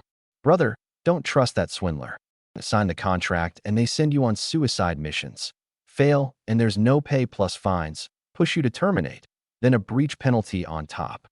The one striking up conversation was a middle-aged man around 40, hair graying at the temples. My son fell into their hands back then, driven to a dead end. I keep watch here just to spare a few people the trap. I was taken aback. A few sparse words, the bitterness behind them understood only by himself.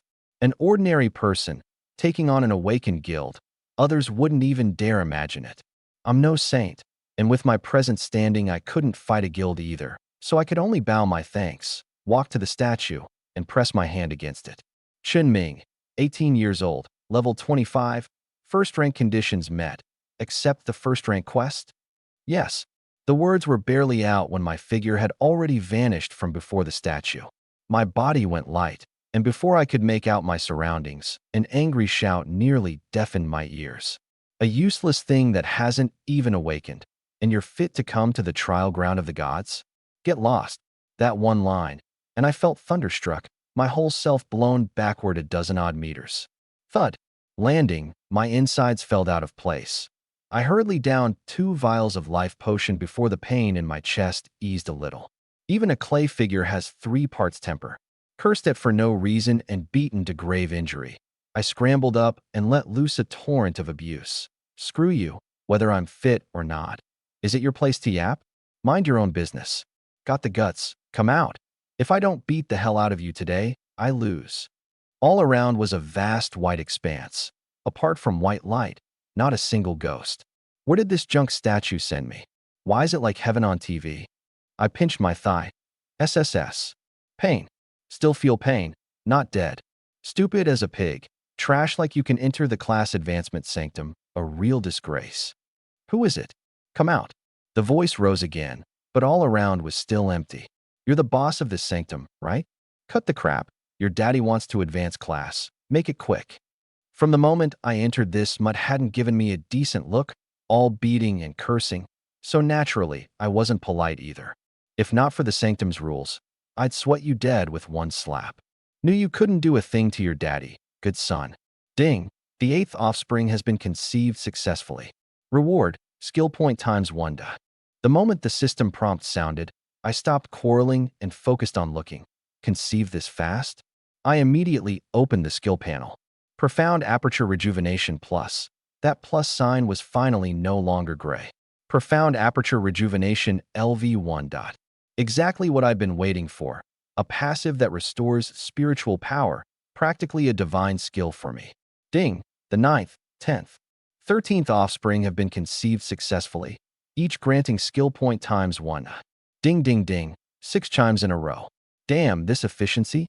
6 women pregnant at once. By the normal route, I'd have to brag for 10 years. 5 skill points in hand. I open the panel again. New growth on withered wood plus, costs 2 points. New growth on withered wood LV1.